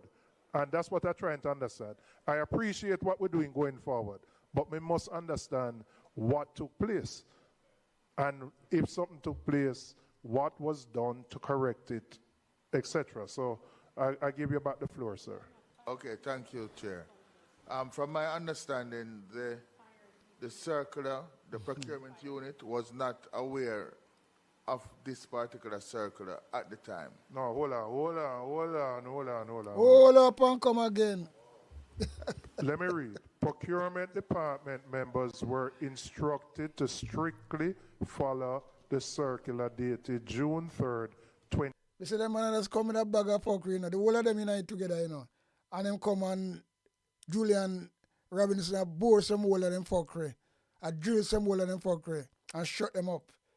Because them things, because when you thief, you know, you must blood get open up, you know. No matter you try to go around the corner, because people, if you think you're smart, people smarter than you. So you can't stay there. And then people that think say, well then, because a lot of money are waste. I now waste, like I said, that it waste and now do nothing, you know. It a go in the people pocket. People are enriching themselves. All these, this guy where them employ. Because peer friend and company thing, you know. Body club. The whole of them will get job. All of them boys you see there, so. And them are GLP supporters and them get them blood clot partner draw. And that's all it is. And I'm dead and I'm a rascal, work for the government. Because Christopher Tufton, him at the head of it, you know. So enough of them are do him dirty work. And I make the money them say at the same time. So them come some fuck you know and them can't hold up. Can't hold up. It don't make no sense. And we can see try through it. Anybody people know. 2023. People know. So what? The circular never reached the people, eh? I didn't understand that a while ago. No, I'm reading what the management's response is. I thought you were catch him out. the circular from the Ministry Yes, the response of management. I'm reading management's response. The procurement department members were instructed to strictly follow the circular dated June 3rd, 2023. So what? From 2023 onwards, we're fully compliant? Mr. Chairman, I think what the Auditor General explained is that the compliance and the memo to them to state they must follow the guideline was sent to them after the Auditor General had finished their work. They were being told. So they never saw this before? They were not practicing it. Some were saying they never knew of it. So that's what I want to know. So if that's so, you're saying, man. Sir, that don't why you keep turning off your mic? Keep on your mic. You're saying that the staff in the procurement department were not aware of this requirement before the Auditor General came in? Yes. That's what you're saying? Yes. That yes, that sound good enough. Sorry. That yes, that sound good. Help me here. That yes, that sound good. Man say yes. You're that saying sound the good. procurement department only became aware of the need to do this Watch him Auditor fuck. General's report? Yes, sir. Why this get bizarre and bizarre and bizarre? Yeah, man, shoot themselves on the one blood clot foot. Hold on, before I come to you. Miss Blake, you have to help me as Ministry they of must Finance. shoot themselves on them one foot. This would be a circular which comes from the Ministry of Finance, which is sent to each ministry to be sent to each department, agency, under the purview of each ministry, right? The U is a big entity. It's not a party shop. It's not a little 1 and 2 shilling you spend. But it's like a party shop I go on. Nobody in the procurement. They were using it in 2021? So how, sir? Oh, we started to use it, sir. We went on a training. When? In 2021. What you fucking man? Big fat face boy. There Corruption, full him up. Organizations. Tell PLI, catch him out. As a pilot project. Okay. And it relates to GoJeb. And that is when we said we would start to use even though we were not a part of that pilot, we had made a decision internally to start to use the system with 10 million and above. Papa Jesus, take the pillar and give me the keys. So that decision was made by what? The procurement department? The procurement department, sir. From 2021? Yes. So everything from 2021 going forward, you would have been complying with everything 10 million or 10 more? 10 million and above, sir. So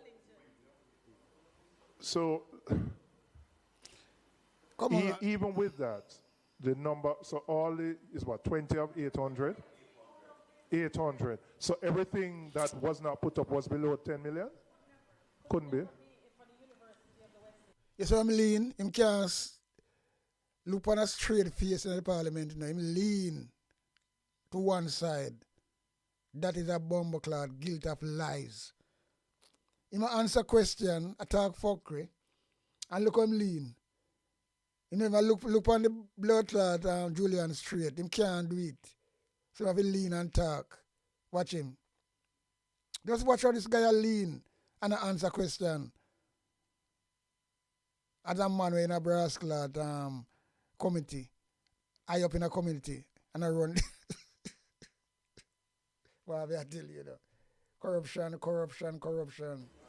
It's only 20 of 800 transactions were uploaded to the portal. And you say you're doing 10 million or more. Is it that these 780 were below 10 million? We do, yes, sir. Yeah? Because we do a lot of, You sure? Make sure if you're not sure. Well, I would have to have the empirical data. Yes. If you're not sure, don't say that because that don't sound I want right to bomb to me. all of my That people, can't be man. right. Sorry, Miss Blake, I would just want your intervention sir. or somebody from your team This in is terms blood of when ridiculous this now. portal was implemented and how the Friday communication now. took place to the ministries, agencies, and departments. Just press your mic. So. Right. Morning again. So we did have a pilot. So the system came about in around 2016. We did have a pilot, and in 2023, we would have issued. Everybody have a different story. In the same department, you know. Boy, I mean, I tell you to us, lad, this is really, really, really mix up and blender and criminality. No, well, I mean, I tell you, this, I dig you straight in your eye and you hear, you know. Only a blood clot fool, and we have, I don't know if worse than fool, you don't really want to say, well, then, defend these people. But you know, the labor right, they may defend them. Yeah, man. They may defend them because, then again, we can't talk about those type of people. So, this is more important. A guidance note indicating that it is mandatory, which was also followed up by a circular sent to all the public bodies, ministries, departments, and agencies. The Office of Public Procurement Policy would have also conducted training with public bodies regarding the use of GoJEP. And I'm aware that a number of entities, they're using the platform, but they're not using it fully. Right? And I know that the University Hospital of the West Indies has been using the platform, though not fully, in the sense that you're required to use the platform to advertise your procurements and then to close out your procurement and publish a contract award notice so that the public can see what contracts you are letting. What some entities do is they use it to advertise, but do not go back into the system and close out the contracts so that the public can be notified of the award of contracts. But we would have conducted training over the years since 2023 to know, and we send out blasts from time to time to entities on our mailing list, and University Hospital of the West Indies would be on that. Well, let me ask you, because it's a systemic issue, and who monitors whether the government spends millions of dollars putting in a system like this? Is it that each ministry, through the PS, has the responsibility to monitor and determine whether there's compliance with this, or does that sit somewhere else? Because Uhwi is not the only hospital, is not the only entity that would not be compliant. So to what extent would you be able to say what the overall compliance is in the public sector with this system? Right. So the Office of Public Procurement Policy controls the GoJEP platform. And so we can see who use and who do not use the system. I can provide you with the exact data in terms of what the compliance level is. I mean, I can tell you, though, that it is the closeout of the contracts is low. The rate of usage is higher, but the closeout is low. But I can provide you with the exact data.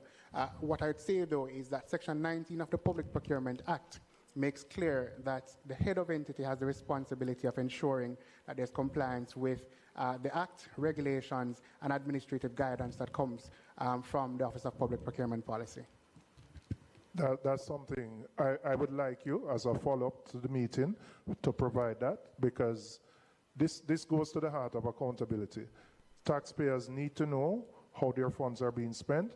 Once a procurement goes out, it is advertised, and then you need to know you have awarded a contract. We need to know who the contract was awarded to and for how much. That's the heart of accountability and government. Yeah, of course, simple as that. So you're basically saying that Andrew Willis runs a government like a party shop. But again, I would like you as a follow-up, I don't want you to guess and spell, get the information from me, because what the report says is 20 out of 800, which is unacceptably low, and I can't accept that all of those 780 transactions would have been below 10 million, which would necessitate them not being uploaded. So get that data and provide it to the committee as a follow-up. Okay, Chair. Yes, just a follow-up. He did say, though, Mr. Barrett, did you say the training for GoJeb was in 2023?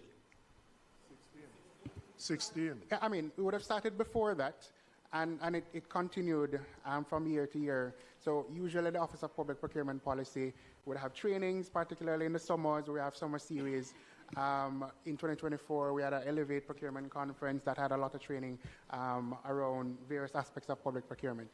And what was the amount that you would have to go on GoJeb for? Because I just did something as a member of parliament, and it was $5 million, and they had to go on the site.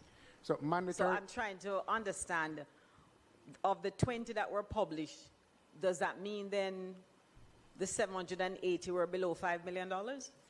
Right. So there's a mandatory requirement for using the GoJeb platform for anything above 1.5 million Jamaican dollars. For amounts below that, you are encouraged to use it, but it's not mandatory. But for anything above 1.5 million Jamaican dollars, there's a requirement for the system to be used. So that's even crazier, because that means the University of the West Indies was purchasing stuff for below $1.5 million. Am I understanding correctly? Well, the question I would ask is where the 10 million figure came from, that you decided you'd use 10 million and above, given that the government's requirement is 1.5 million. Right. So where did that figure come from? Somebody Exactly. just pull it out of the ear? How? No, let me just ask, because maybe there's some rationale for the 10 million figure. Okay, the rationale for the 10 million, it was an internal decision because of the training. The department. So the department made a decision. Was that sanctioned by the board or anybody? To my management? To my understanding, at the time, it wasn't mandated. 5 organizations, if I could remember, were doing the pilot project with GoJeb. So we, at the time, it was still a pilot project, but we at the time feel that we, in terms of learning the system, so when everything come on mainstream, the department would be of faith without to monitor the system, and that is how that 10 million came into being. So basically a decision was taken to circumvent the system. I mean, that's what it is, because no, but you can't tell me no if it's only 20 out of 800 transactions were uploaded. Yeah. Well, help me, Auditor General, if I'm wrong.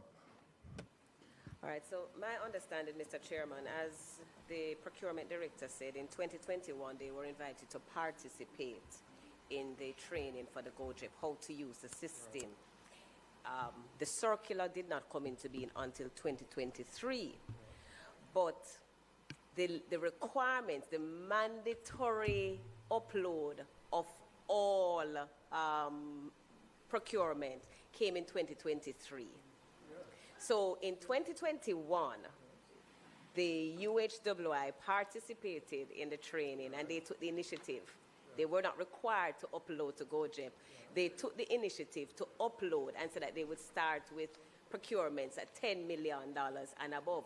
What they failed to do was actually in 2023, and I can't speak to about their knowledge of the circular, but I know that they received training at some point in time in terms of how to use the system. They never went back and adjusted the policy that they had implemented. So they never transitioned from the pilot into and to regularize the adoption of the requirements. That's deliberately them do it. You I hear you. Because I think they were doing it ad hoc. That's what we saw. They were just doing it ad hoc because they did not embed it in their control and governance process. So you say a PLI them come and tell. What needs to be done. That is correct, Auditor. Because this is the Auditor General. All right, thank and you. this is Again, facts. so your follow-up is to provide for us a report once you get the facts as to the 780 transactions that were not uploaded, what size those were, and why those were not uploaded. Okay, Chairman. All right. They got in people's pocket All now. right, I go into key finding 3, which must be the most egregious of them. So somebody have helped me explain this one.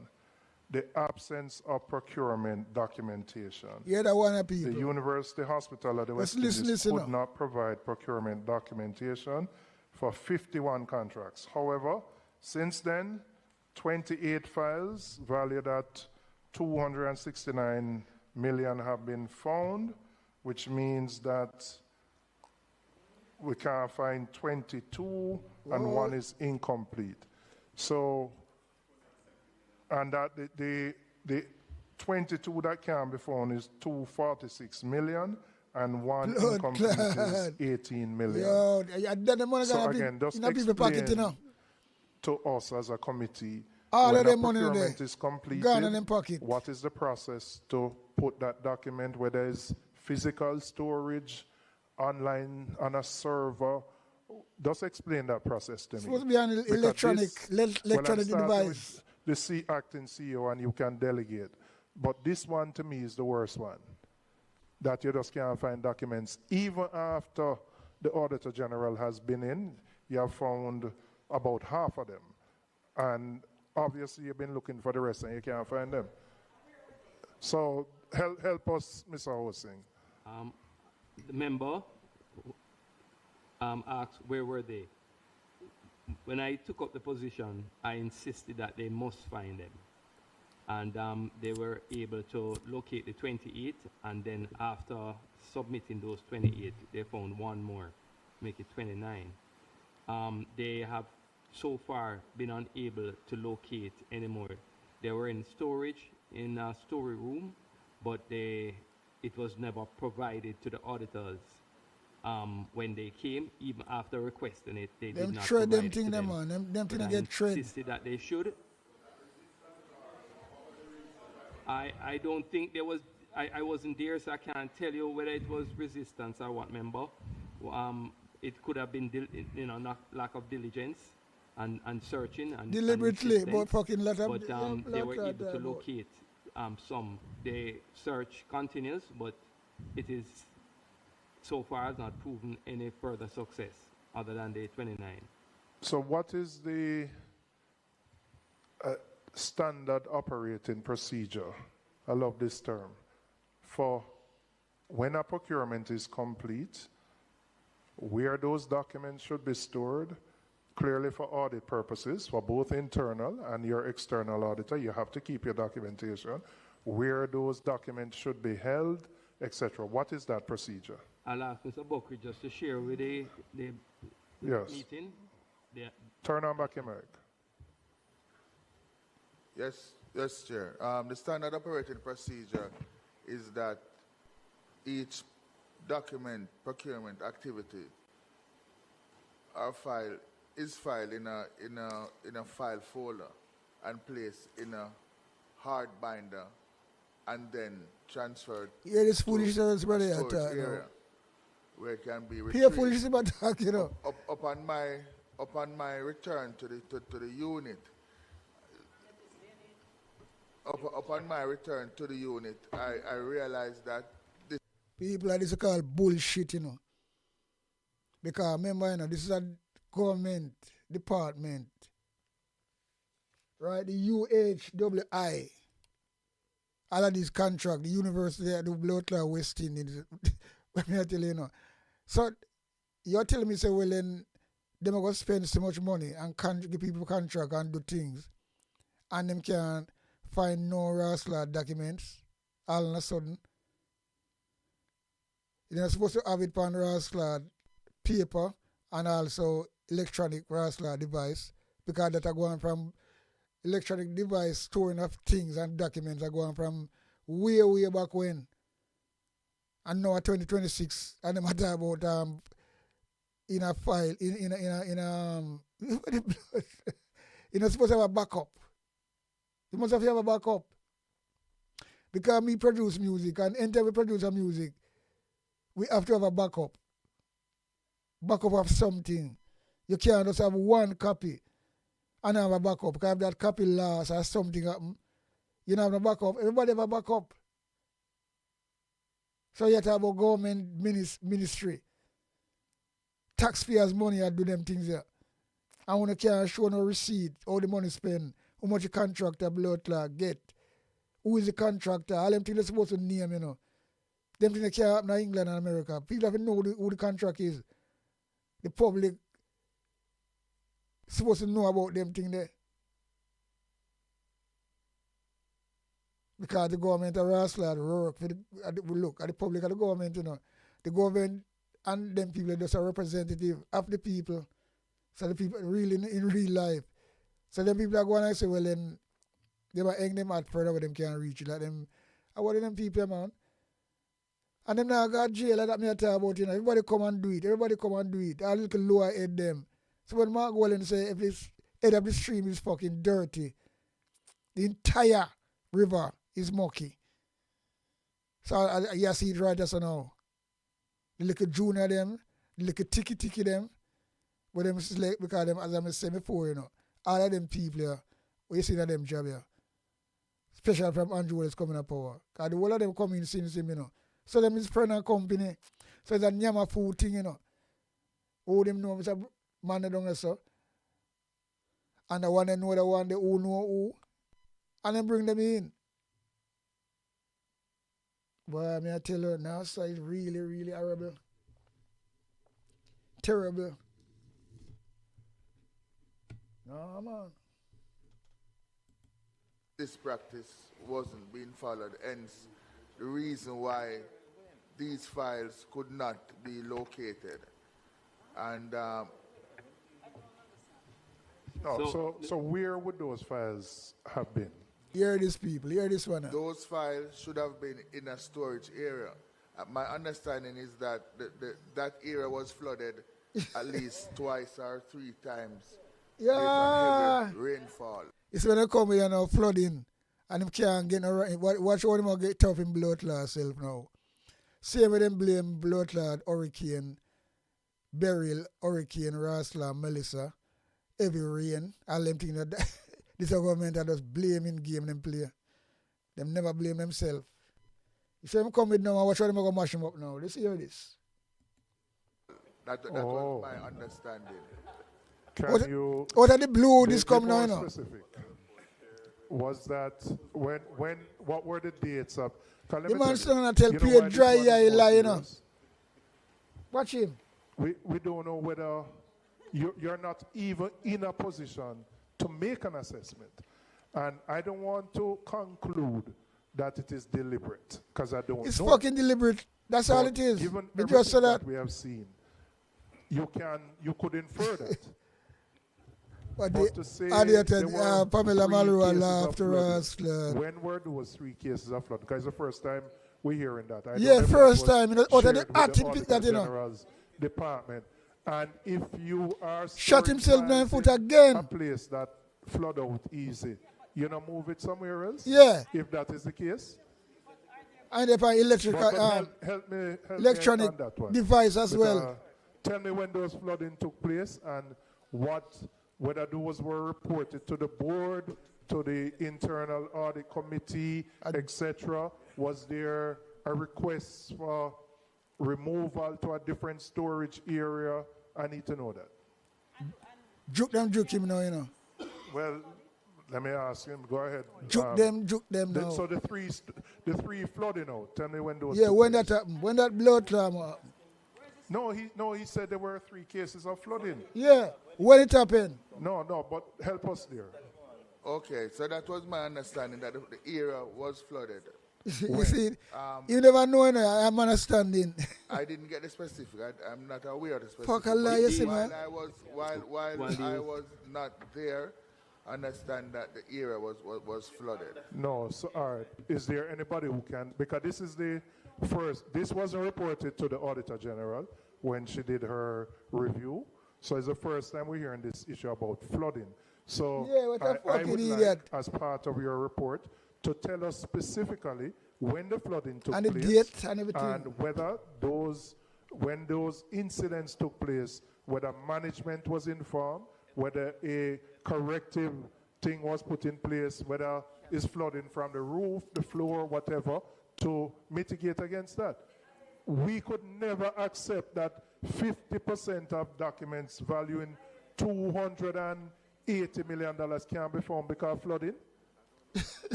Because of flooding.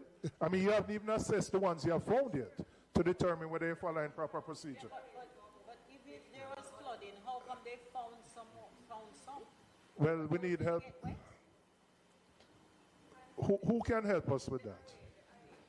Internal auditor? You can help us with that? Because, yes, some were found, 28 were found. So it must be from the same era of flood out, where you find the 28. So why can't the other 22 be found? Mr. Internal Auditor, help us here. We're, again, in conducting, you have to release your mic so I can turn on his. In conducting your internal, is that an issue which you identified and brought to the attention of the audit committee of the board or the CEO? Thank you, Chair. Just for context. Thank you, Chair. Just for context, the internal audit function had done 6 reviews of procurement section, and the issue of documentation not being found is institutionalized. It is systemic. We have done review of it, and on several occasions we'd asked them to put in systems in place to mitigate against that. And it is in the internal audit reports, and since recently they have done something about it in terms of the management has put something in place, and we have reviewed that. What has management put in place? They have put in, as the senior director had said, filing cabinets, filing cabinets and hard folders. Oh, God. We had looked at them Filing cabinets. just recently, Chair, right? But it has been institutionalized. Lies. We have reviewed them and report them to the audit committee, and that is where it ends, Chair. No, hold on. Help me again, because you are saying people put in place filing cabinet. Yes, Chair. Me have that on my yard, you know. Me have that on my yard. You can't tell me that the university hospital at the West Indies that spend billions of taxpayers' money just put in place filing cabinet? Yes, Chair. Yes, no, Chair. Man, filing cabinets and hard folders. Cabinets and hard folders? Yes, Chair. So what existed before? Right. So, Chair, those recent procurement activity, the board, which is the audit committee, had asked the internal audit function to review read the issue of GoJEP for the period October 2025 to December 2025. And they have asked that the function reviews whether the procurement department is conforming to the GoJEP requirement. We have reviewed it and asked what system they have put in place to mitigate that issue that the Auditor General had identified in terms of record keeping. And they had indicated in their response that they have put in filing cabinets and hard folders, and those procurement activities are stored in hard folders and filing cabinets, and we have reviewed them and confirmed that that is so. Julian, follow him over the question, man. He said that already. You asked him what was in place before. Follow him with that question. Kind of answer that question yet, you know. When does I put in filing cabinet now? So what was there before? So, Chair. So let me ask you, the files we can't miss, them walk out of the hospital and go up on Mona Road? No, seriously, help me. How can those, first we hear rainfall and we top some files, right? And I would like that report, right? Formally. But how can so many files be missing somebody take them out of the hospital and go somewhere with them? Just to say, Chair, in terms of the flooded, in one of our reviews, I think in 2020, that the internal audit reviewed, don't hold me to that, I have to go back in the report, but they did mention, management did mention that there was an area flooded and they couldn't find some of the files. I did remember that in one of the reviews, Chair. But if it's one thing to say the file them wet up, you know. May I understand if you tell me say the file them wet up, but if you tell me say you can't find the files, that should be in. So before the filing cabinets, which seem to be ask him the question again. Of 2026, ask him the question to put again. Things in filing cabinet. Where were these things being stored before? Yeah. As the Senior Director of Public Procurement said, Chair, they were in a storeroom. And just placed What kind of storeroom? Just in a holding area where they would store. like the shed at the back of my yard when I put my lawnmower in? No, Chair. In the procurement unit, Chair. Listen. Yo. You know, and people are going to think a joke business this, you know. Fucking a joke, yes? No, people really going to think it's a joke thing that we can be saying in 2026 that institution that spends billions of dollars just putting in filing cabinet. Patty shop, man. And file jacket. And you're storing these in a holding area that flood out 3 times. What am the electronic device? And nobody is held accountable. And you don't need to be, listen, nobody needs to be a procurement specialist and accounting professional to know that that is basic. I would like the report on that formally to be brought back to the committee because I can't accept it. I cannot accept that in this day and age, this is where we're at. Cannot accept that. And I don't have enough evidence to conclude that this is deliberate, and I won't say it. But it is hard not to come to that conclusion. That files, so you have the Auditor General do a report, you'll search hard, high and low, up and down, and it's only 50% of the file them you can find?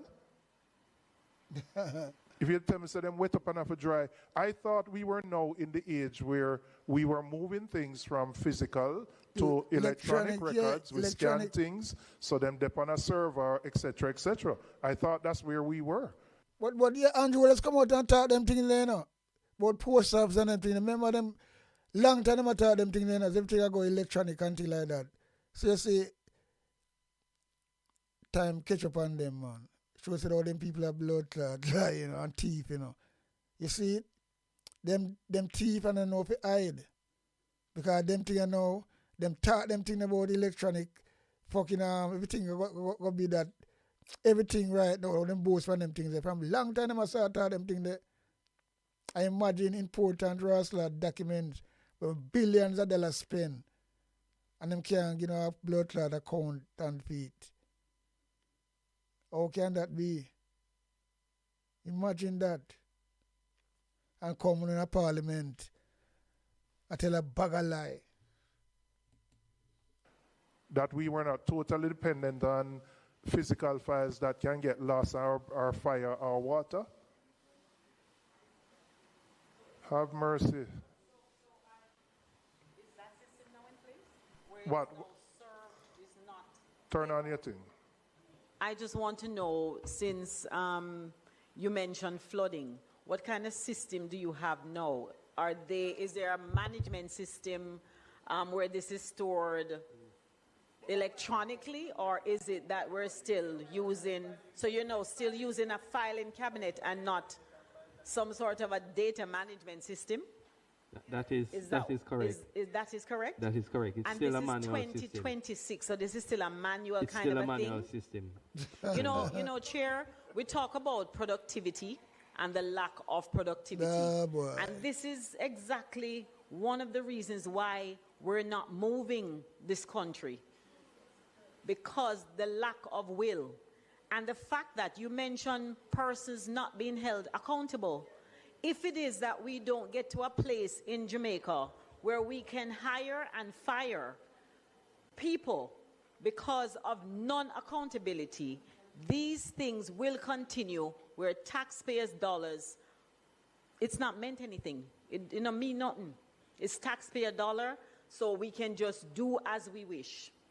And what I'm hearing today is astounding.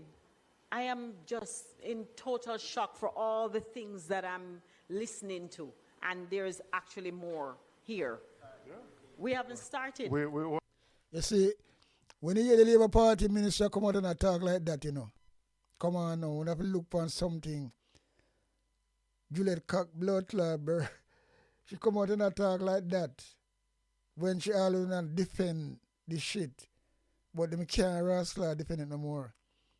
I mean, I know if a blood clot talk them at chat talk, she want to get out Christopher Tufton because something a boil on this blood clot Labour Party, you know. What me I look upon, you know. I don't know because yeah, them come out of the Labour Party, come out and attack strong about it. One time I want to defend all of it and take up for them and make excuse for them. So two rascal JLP ministers come out and lick out against it. So I don't know what go on. But then again, them have to kind so plain and blatant. So I just blood clot and answer story them boy come on in a parliament attack. Right? Only halfway through. But Madam Auditor General, when would you be in a position for the 28 that have been provided for you to do your diligence and then provide a report to us? Mr. Chairman, that will have to be added to the list. I cannot promise that I'll be able to actually do that review for the next 6 months because we're really inundated at this point. Okay. So let me ask you, Acting CEO, and Ministry of Finance could help me here. I genuinely thought that even where there were physical documents, there was a process to, you know, scan, upload, digitize them. Is this the case in the majority of ministries, agencies, and departments that procurement files are all physical, all in some storage cabinet that could get wet or fire could burn down, and we would have no way of doing a proper audit of them? They look like deliberately them thing them man, deliberately, and then them burn down the place. Cause them light, somebody have released them light rascal yes, place of fire, you know. Right. I know GLP that we like to still burn keep down physical place. documents, but again, we're going to emphasize the fact that if you use the GoJEP system, then that data would always be available. Available electronically? Electronically. Right. So there are still some physical files, but we are definitely pushing for the use of GoJEP. Yes, Mr. Hossain. Yes, Chair. As I've stated, we made it mandatory that as of March 1, all, even those below the 1.5 million that is optional, all, if this 1 cent, must go on to GoJEP. So we do have that information on GoJEP, but however, for the ones before, that should have been a long time. They would not all be on GoJEP. And even so, in terms of there will always be some documents that are physical and not every single piece on GoJEP. But all relevant and important pieces would be on GoJEP. All right. I'm going to be too late. late. A long meeting. I'm just going to take, no. I'm going to take 2 minutes for a break because we're coming back. We do have parliament, so I'm coming back. All right, so if you need to stretch or water or go to the bathroom, 2 minutes.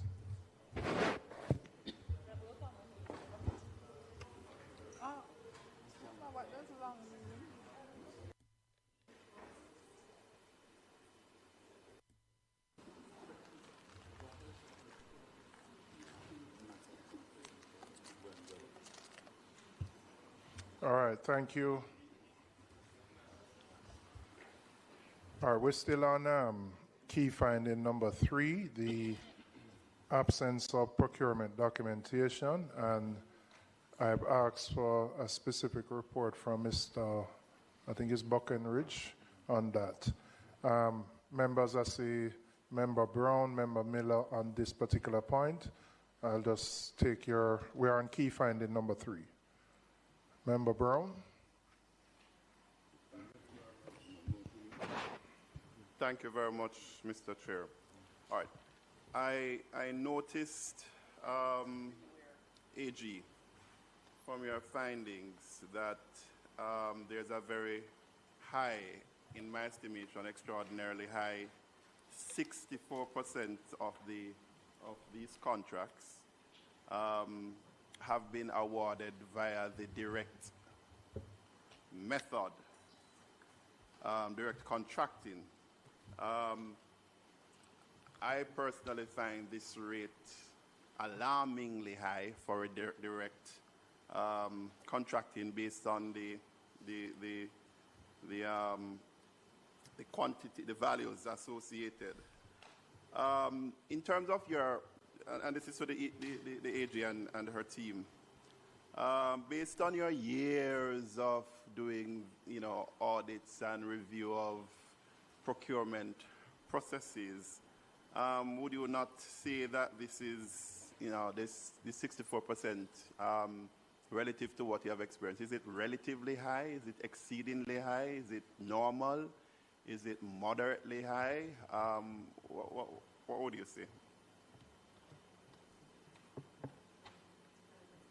Somebody has to release, so I can turn that on. Okay. It's a bit difficult to answer, yes, because it really requires comparison with what we have seen elsewhere. It certainly raises a red flag. That's right. Yes. And that's going to bring me to another point that I want to make. But we have seen instances like this. There is a report that we discussed here a couple of years ago, I think in relation to KCMC and the roads program. And remember, the concern raises that the majority of the contracts were direct contracting because the emergency justification is generally put forward, which is what UHWI is also doing here. The Ministry of Finance. So they did advance that it's emergency as the basis for this well, high rate? Well, they always advance that. There's no documentation for it? Right. There's always that matter of urgency.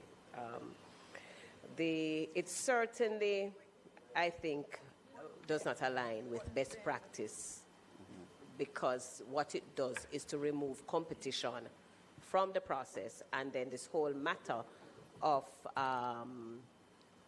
value for money, is called into question. But my colleague is just drawing my attention to something, and I just want to have a look at it. Okay, fine. Yes. So the same point is being made in the report about value for money. But there's another matter that I really want to tie to this. We discussed it the last time we were here, and that is in relation to the dividing of works into smaller parts, because it's the same thing really, where you divide the works into smaller parts so you can do the direct contracting. It's related. I remember we discussed it because there's a matter in the report for Houses of Parliament, and there was a discussion here about splintering and some probably viewing it as acceptable. I want to use this opportunity just to bring to the attention of all members the Public Procurement Act of 2018, and so that everybody understands why we raise this issue of splintering, or indication rather of splintering. The Public Procurement Act 2018 states the head of procurement entity shall not authorize a less competitive method of procurement than would otherwise have been applicable to a procurement by a splintering of a single procurement into separate procurements. So that is, one, artificially reduce the estimated value of the procurement, or two, to apply a procurement method to any splintered part of a procurement which would not have been applicable had it not been for the artificial splintering of the procurement.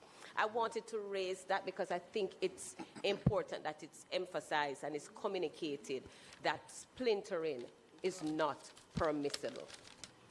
But unfortunately, it is practiced. And it is something that we see significantly across ministries, departments, and agencies. And it comes back because the splintering is also to enable direct contracting as well. Unfortunately, what we find is that with the use, or probably not so unfortunate, but more indicative that the use of direct contracting, we generally see issues with those contracts in terms of the outcome, because it's not just the procurement process that must be assessed here, but it's the intended outcome for the procurement process. And oftentimes, the outcome is not what it should be, and generally results in either additional resources being pumped in, resulting in the overall increased cost of the project. Thank you, AG. Just following up, not necessarily to you, but that 64%, 7 out of 10 really, of every contract being awarded via the direct contracting is, as you're saying, is a red flag. And particularly within the context of some of the reports that we have heard. I mean, one of the profound statements, and I wrote it down, that I heard was that the issue of missing documents, as said by the chief internal auditor, is institutionalized and systemic. It's very profound. And I think we're all agreeing that, and the new CEO and his team, there's a lot to be done, but there's a broader, overarching set of questions that need to be answered. I want to go further into the same matter, Mr. Chair, where the finding of the AG as well indicated that $431 million of that 521, or 83% of that total sum, were awarded to 8 companies. In the context of direct contracting, in the context of missing documents, in the context of getting value for money. I don't know if this question is directed at the Director of Procurement, or should I direct it to the CEO? Can you possibly give me a breakdown of those 8? Because those are, big companies. No. 8 companies, 431. 431 divided. How it is divided among the 8? Among the 8, 1, and name the 8.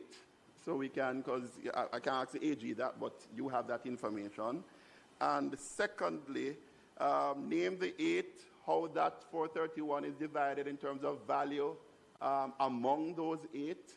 Were those 8 beneficiaries of direct awarding in terms of the contract? So I don't know if it's you, Sir CEO or Director of Procurement, may have that.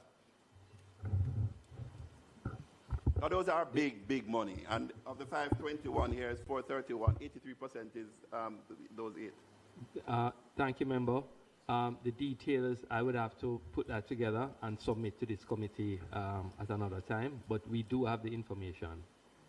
All right. But yes, not with me now, but we can really provide, provide you with the details of it. I wanted to just probe a little more.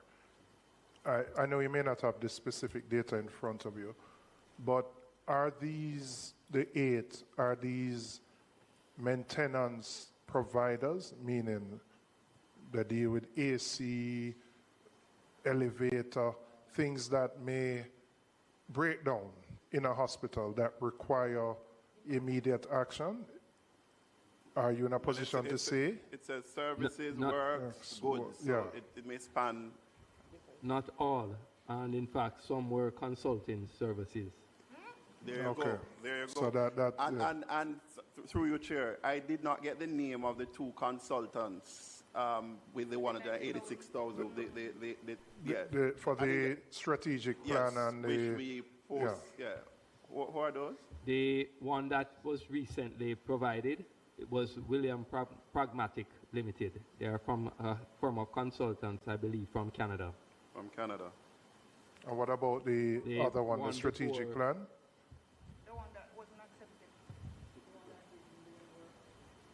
No, that's the one. The first one that provided a draft strategic plan that was rejected by the board. That one is strategic alignment. So they provided a report, but the board did not accept that strategic plan. That's a Canadian company as well, strategic alignment. Is that a Canadian company as well? No, I'm not sure of that. I think they are local, but I'm not sure. I can confirm. But what I do have is the second one, William Pragmatic. They're out of Canada. They provided a draft report, interim report, and there are several things that they require to complete, they say, their work. All right. So you will provide the 8, that 431. And a breakdown of the 431. The name of the 8, the values beside it, whether they were beneficiaries, well, the method of awarding for each, as well as the particular service or work or good that they provided. Yes, I have a team recording that, so if you don't see me writing, the team. Yeah, we will follow up, because that's one of our follow-ups that we would need. Yeah. Okay. So the other final thing on this, there was a value of $681 million for consultants as well. Consultants, for hiring consultants and other related types of services associated with consultants. I take it probably would not have those names can share or a breakdown of that, because these are in the context of 64% direct awarding, in the context of missing documents, in the context of flagrant procurement breaches. It would be good because, you know, the country, with this issue, the country has been hearing, references to only one named entity and a lot of the stuff. So we want to, I know the AG department can't tell us the names of all of these things, and we are going to another issue where we need to get all the names, so all the names are out there. So again, $681 million for consultants, and no procurement around that, based on the statement coming out of the findings of the AG. We would be certainly myself would be very happy to get those. The committee is requesting that from the university hospital, that they provide a breakdown of the $681 million, who it was provided to, for what services, and the amount for each. Same thing with the 8 companies that got the $431 million, what services are provided, and how much for each as well. I will do my best to provide you with the detail. As you will appreciate, some of these things are under investigation by the police and by customs, and so we'd want them to complete that, to confirm certain things before we go on. I know, but all we are asking for is, we accept there may be other entities doing work, but in cases where public funds are spent, the public has a right to know how those monies were spent. And that's all. That's all we are asking. Yeah, we are requesting that. Yeah.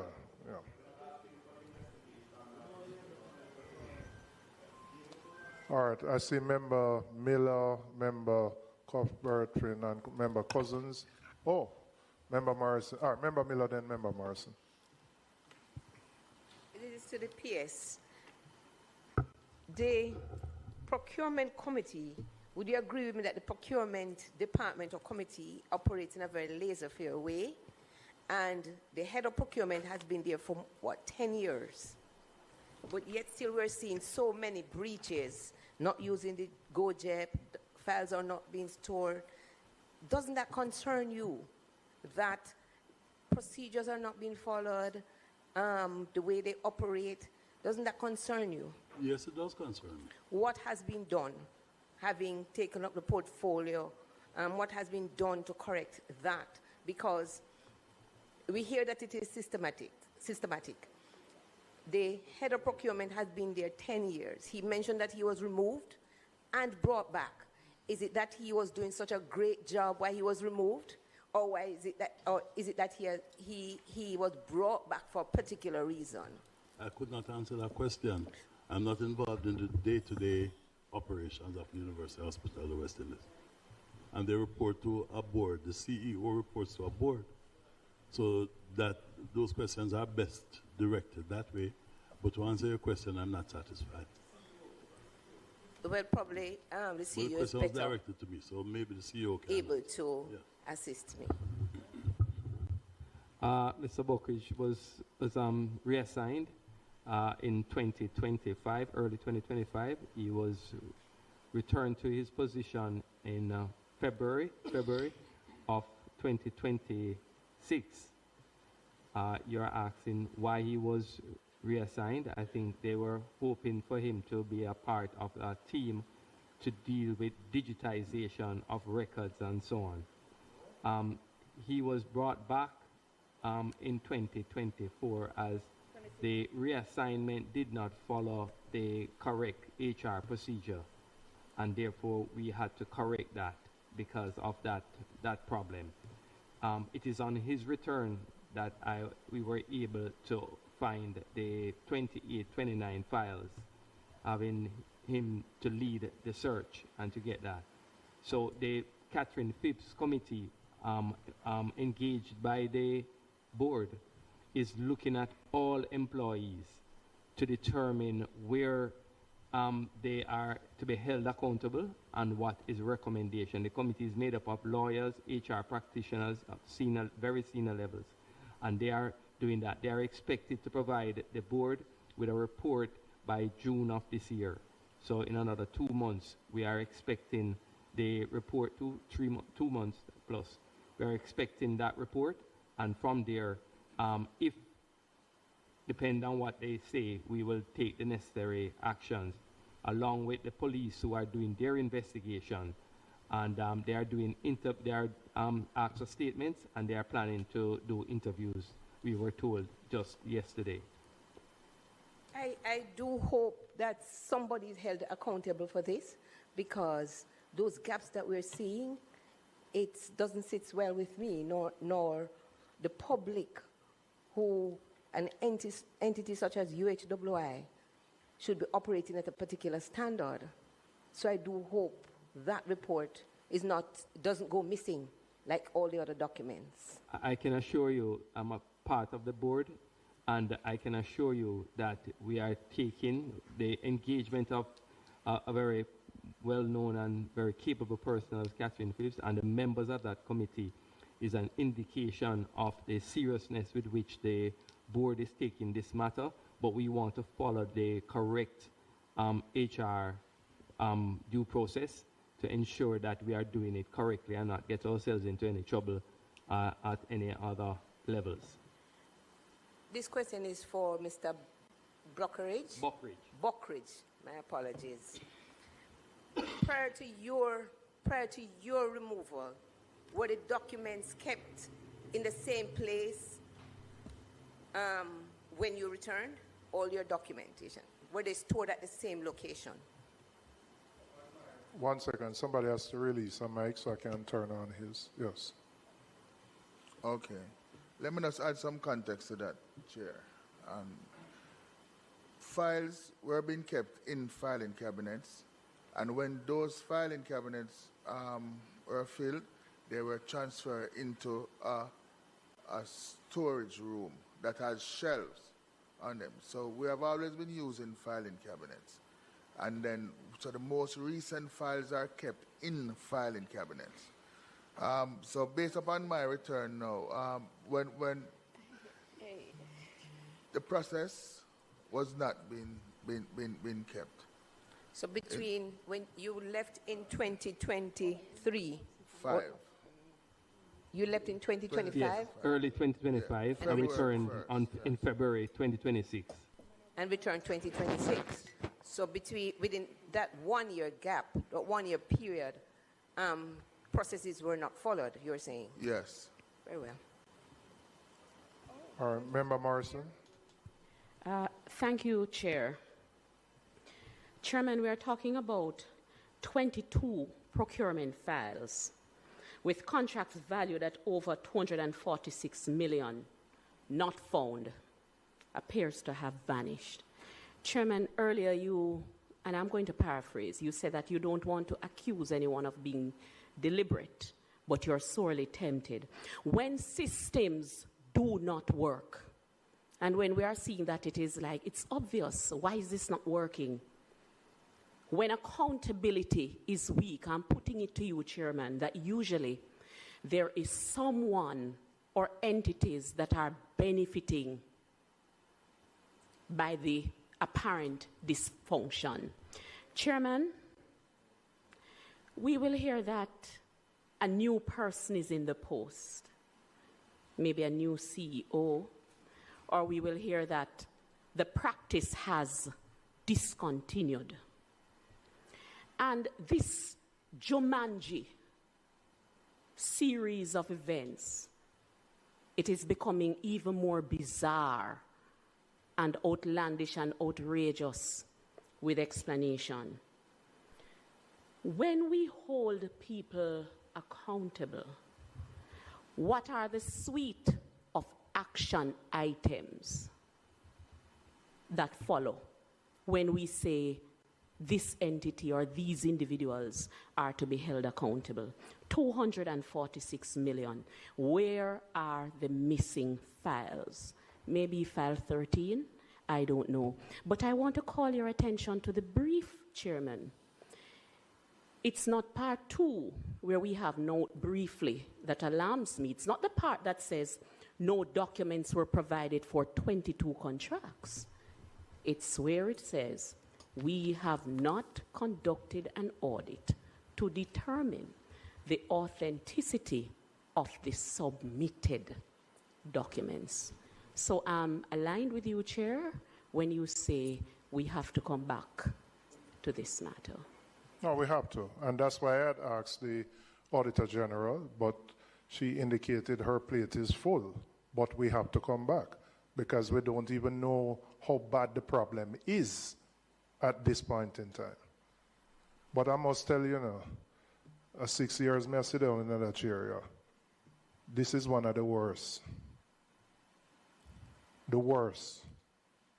And I don't, as I said, I can't conclude corruption because I don't have enough evidence. But come on, Julian. You play to him, he's a nice guy, man. This is fucking corruption, man. And you see, if it was the JLP and only not that fucking predicament, they want to bomb that ball out corruption. Look on Andrew Wallace and Azan. When Azan build things them for the people in McLaren, and it's no corruption, and you come and say him now sit down in Parliament with them. When the two blood clot distant, you know, when the PNP, as soon as I get somewhere, we're like afraid for these people. Like them science or something. Because you tell what you can. Of course it's fucking corruption. Because when I go find them rascal, none of them receipt there. Because you had money in their pocket long time. You know that. So why you play so as one thing we can't take some time, you know. This is what I try to say. The PNP get the rascal whip and beat them now. And them a blood clot ease up. You should not say, well, and that is plain corruption. That's what you should have said.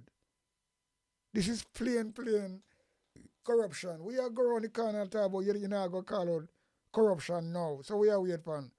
You let them off of the hook. That me I talk about. I don't know what I'm doing to PMP, you know. I mean always say, well, and Julian, me like your presentation them. He's a bright brother. And you're really slick when you're in the argument, but when you come on, you're too soft, man, with them. If it was them and only that position, they want to beat you like rascal, I don't know. They want to ball out corruption. Everybody want to ball out corruption. And you see corruption straight yourself. And you are trying to give them the benefit of the doubt. Only too soft, man. Only too soft. And that me not understand, you know. And if you don't go on the way there, them will come out of it I want to go see back power again, you know. Because they want to use this thing. Because I want to let them off of the hook. Anytime you get a blood clot, leave you, let them off of the hook. And it's a 9-day wonder. And now you see you come here, so now you see it plain. All in the comment section right now, everybody has said the same thing. So, oh, you know, see it. Why we are wait for talk about it, you know, benefit of which blood clot, doubt. The people them can't, and that me can't, me not like, you know. When I see my party a fucking flop themselves, when them have the fucking momentum, to go on and beat them. Yo. You okay, man? It smell bad.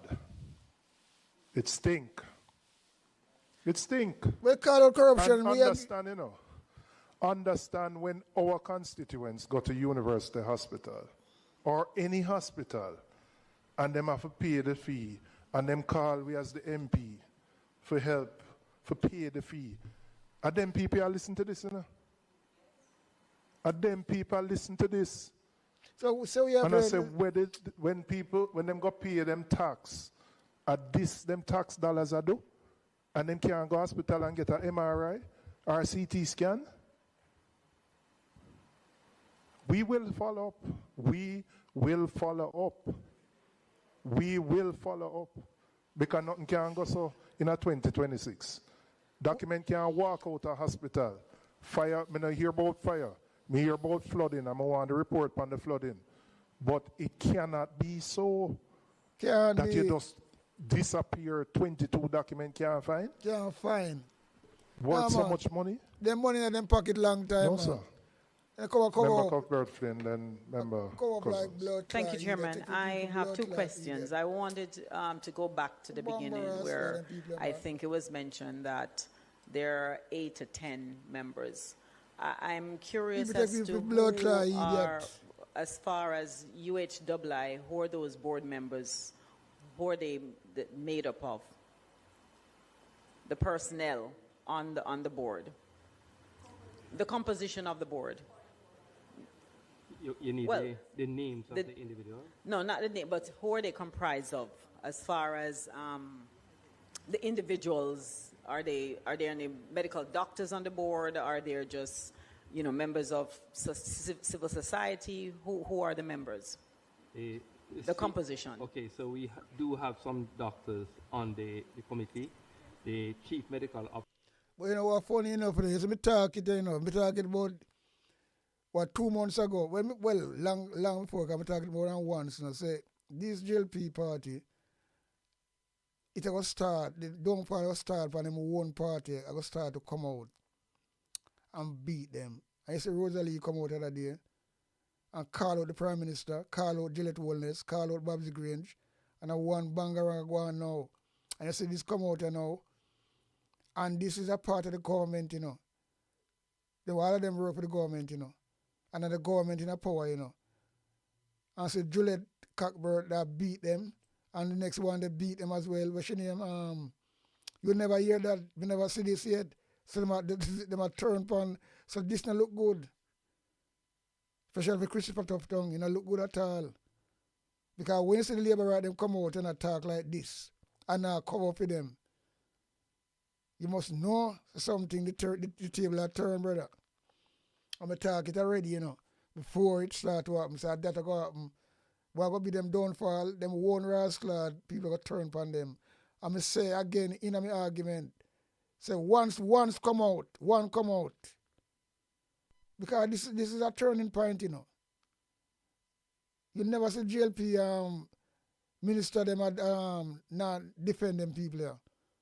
And attack against them like that and a fucking ask hard question as well.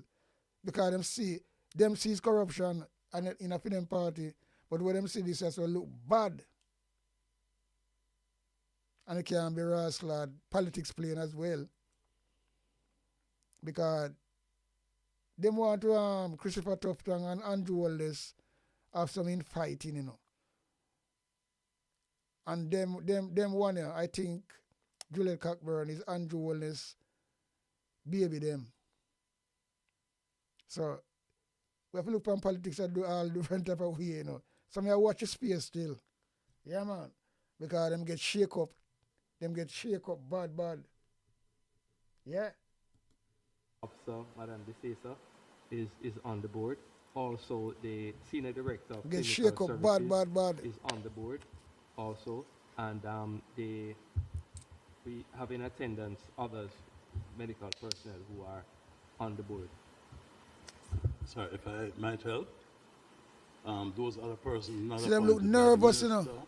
They look the nervous Dean as of the fuck. Faculty of Medicine, University of the West Indies, the Chief Medical Officer of Jamaica, Talk closer to the mic. Pull the mic closer. the Dean of the Faculty of Medicine, University of the West Indies, the Chief Medical Officer, who just left here a while ago, the Financial Secretary, the Bursar of the University of the West Indies. From which minister? We only The have one Financial Financial Secretary. Secretary. So it would be her Oh, you wanted the appointee. medical people? Oh, okay. The chairman of the Medical Committee of the University Hospital of the West Indies. They look nervous, people. Nervous And and look 4 nervous. members elected from time to time Watch out one day. by the Council Nervous, of the them all University nervous. of the West Indies, of whom not most, Them turn jelly baby. not more than one, shall be a registered Yo. medical practitioner. No, sir.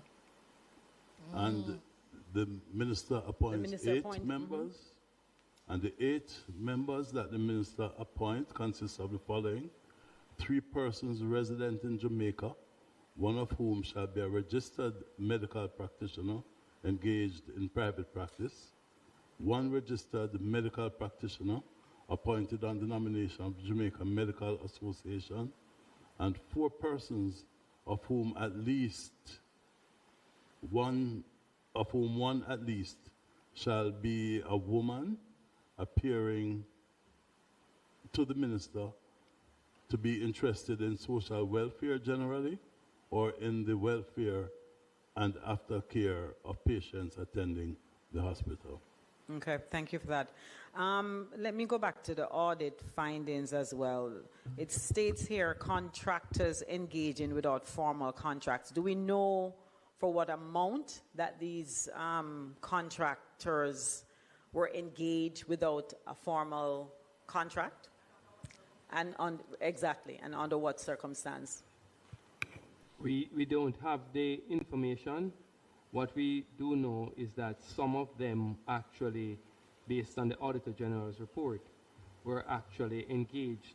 And then after they have completed the work or near completion, the contracts were put in place. The signed contracts were put in place. And do you know why that was? That a contract is not signed before the work began?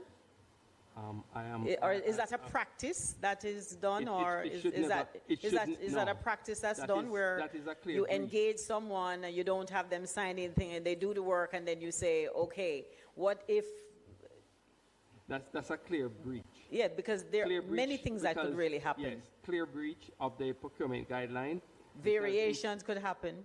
Well, the fact is also that you will have a situation where a person is engaged and then after you would, as I think the Auditor General pointed out, after is when you go to tender.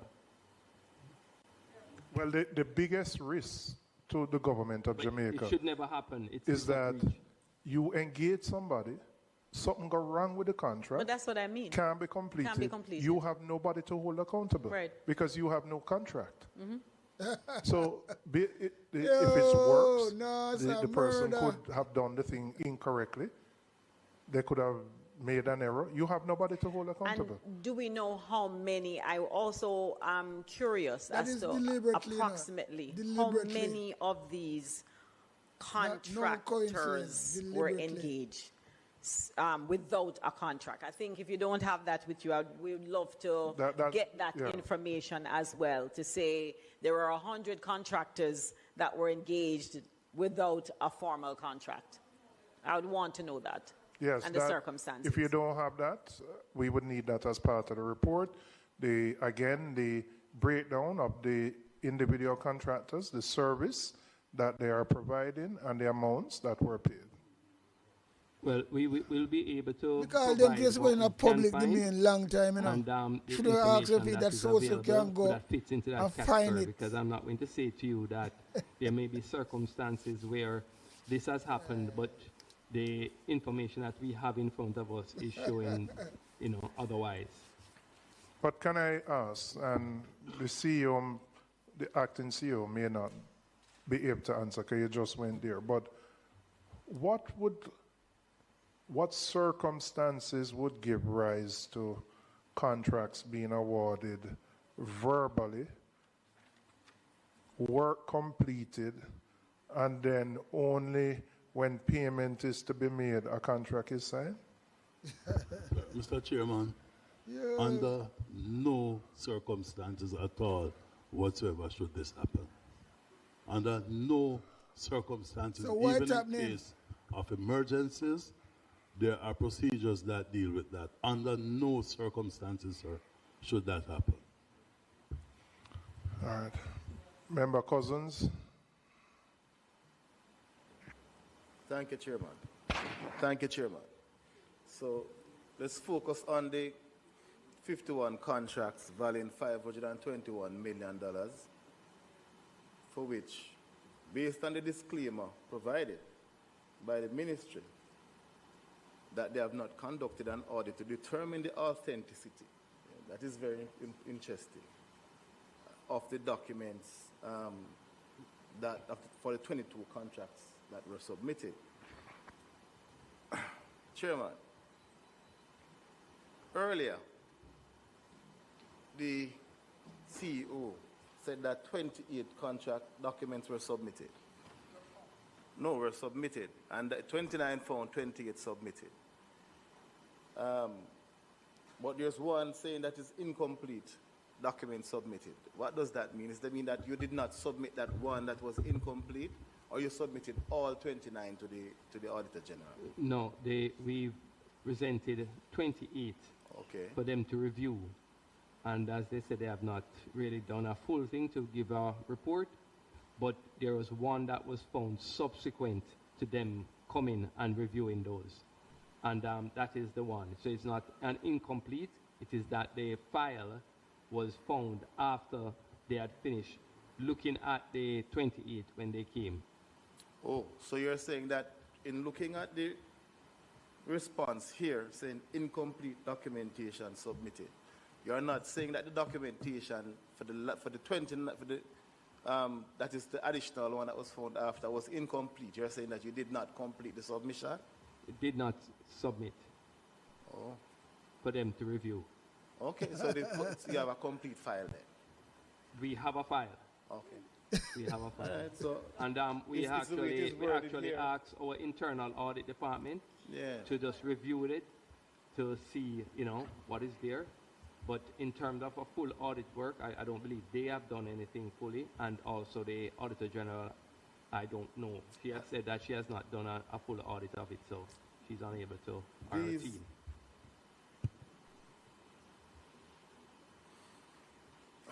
22 contracts that you provided the disclaimer for, saying that we have not conducted audit to determine the authenticity of submitted documents. No, for the 28, or rather 29.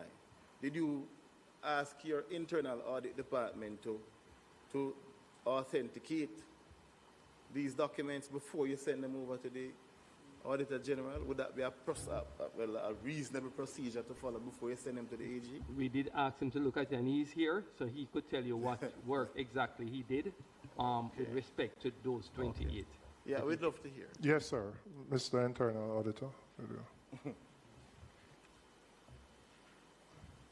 Come up, you look thank you, Chair. We did look at the 28 documents that were presented to us, Chair, and we can say with certainty they are authentic in relation to those documents, Chair. Authentic, and just so we are clear about what authentic means that they are original documents. They are original documents. Yes, Chair. Okay.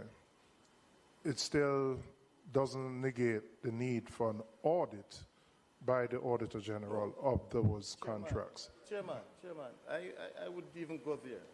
Because if the internal auditor is saying one thing here, and we have a document with a response from the ministry saying something else, then I don't know why would we even. Hold on, I think the Auditor General wants to provide some clarity here.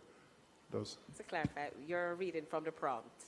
Yes. Yes, and that prompt, that's a comment made by Before. the Auditor General to say that the documents have been submitted, but we have not had an opportunity to do a review to determine the authenticity of the documents. Thank you, Madam AG.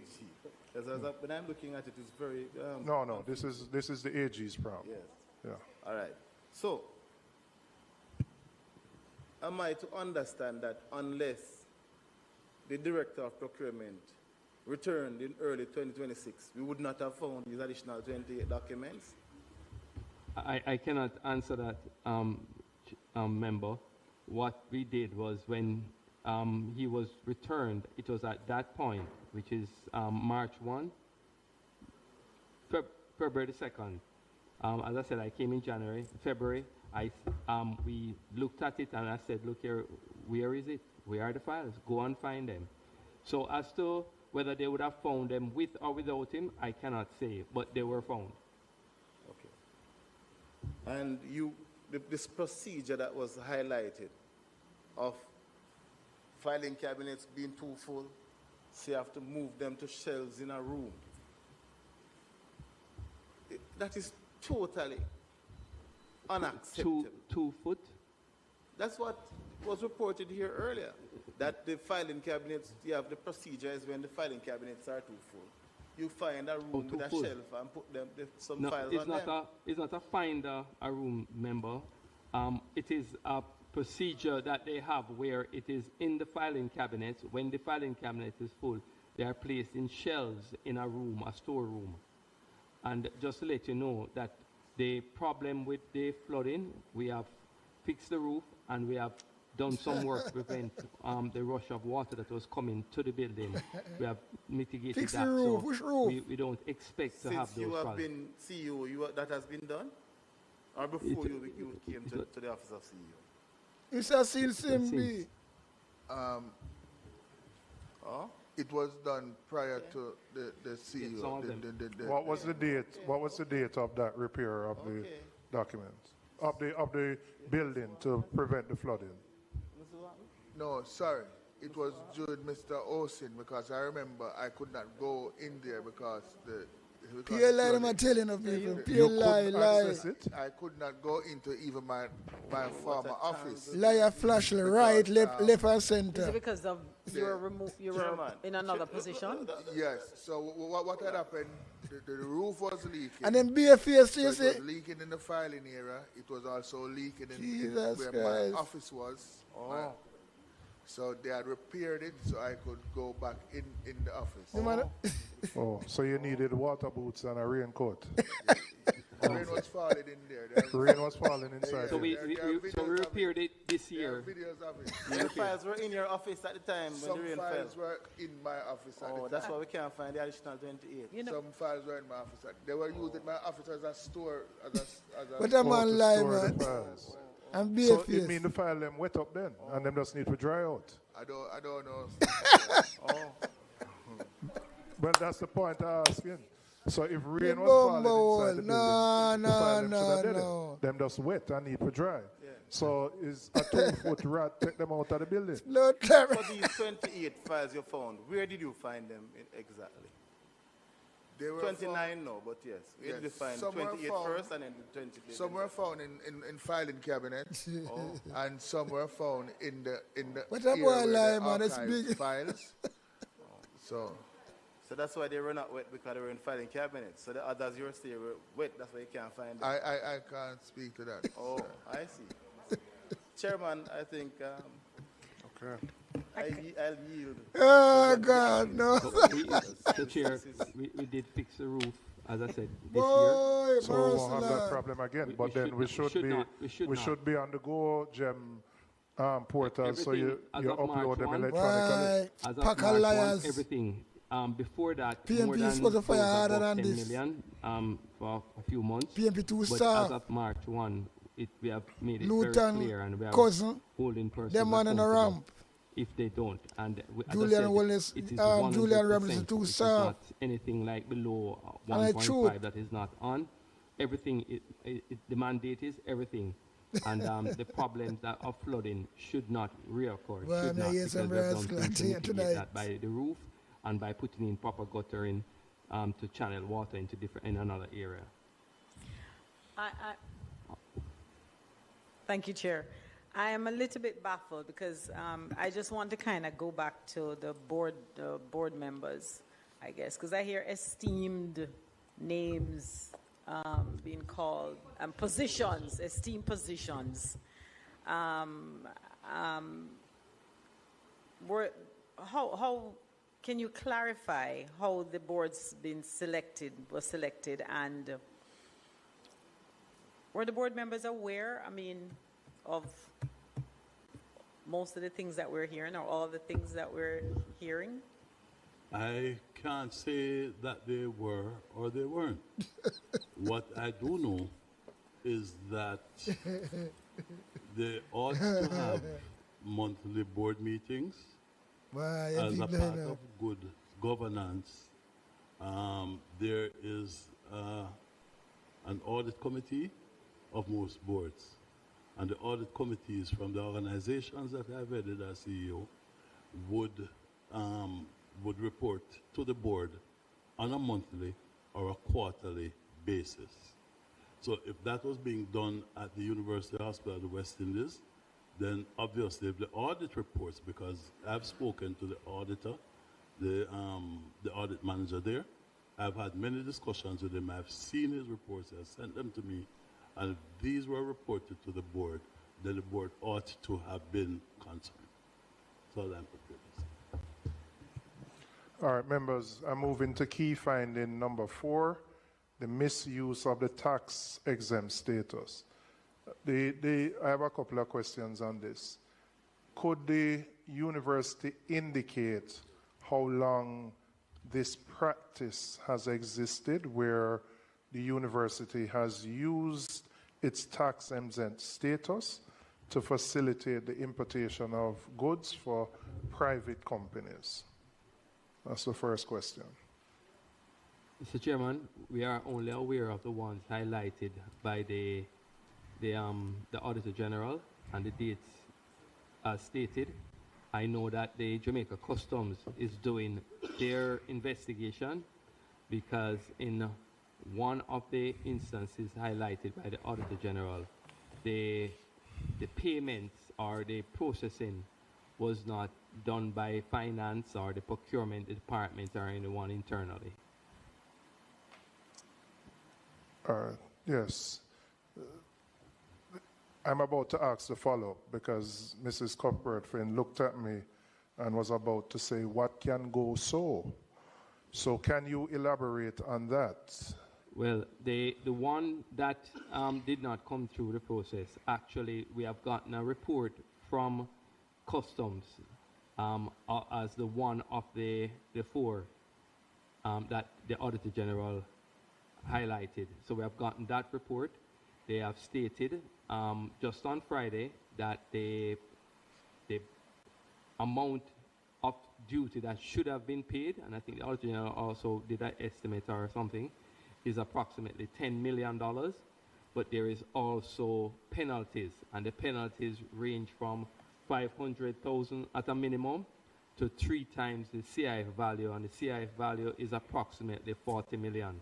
So it would be like 120 plus the 10, which is about 130 million would be the maximum that would be. Yeah, man, a serious thing, because, Samuel Thomas, because them sent there by Christopher Tufton, yes. And what I try to say, the politics where Christopher Tufton is the main one, But you see, him cover himself, and them are one here, a dopey bad for him. and I'm getting in trouble, And you can see plane come out tonight. Them all over the place. Them just all over the place. Nothing rascal constructive, them must say. Because them are, the whole of them are rat bat, Them all cover Christopher Tufton. You might get them some little scrums, and I'm happy with it. Because some of them, man, that just scrape them up, and bring them in, Because some of them can't read and write, not too bad, and then bring them in, they don't know the job. But them just, they really, they don't know the job, they don't have no experience of it. But because they must bring them in as them friend to Nyama food, and it's about contacts as well, who know who, And once in a Labour Party, it's a Nyama food thing. And I just say it go. So you see, them come out and them all cover up. But Christopher Tough Tongue, him are the big fish. That is true. Yeah. Charged to us. Can you state what I'm trying to understand? There was obviously a practice to facilitate some companies. Companies who seem to have had a relationship with the university, whether they were providing goods or services. At best, I could say maybe it is an informal arrangement, right? My question is, what would have necessitated the university using its tax exempt status for these companies? Mr. Chairman, I was not there, as you know. I know. I Yes. have spoken to All them depending was not different there. team members. They are not aware as to why, and therefore I am unable to say the reason why it was done. Because in as I said, in at least one case, they had no record. In others, as the Auditor General has highlighted, that the hospital paid for like a broker fee and other fees, but in one in particular, nothing was paid for. Criminal, and it them didn't a go people, through even any process at all. So there's Criminals. no record really of it. And it's not our goods. Based on the customs declaration, the goods did not belong to the hospital and were not a part of the hospital assets. In more than one, you do have that happening in terms of not being ours.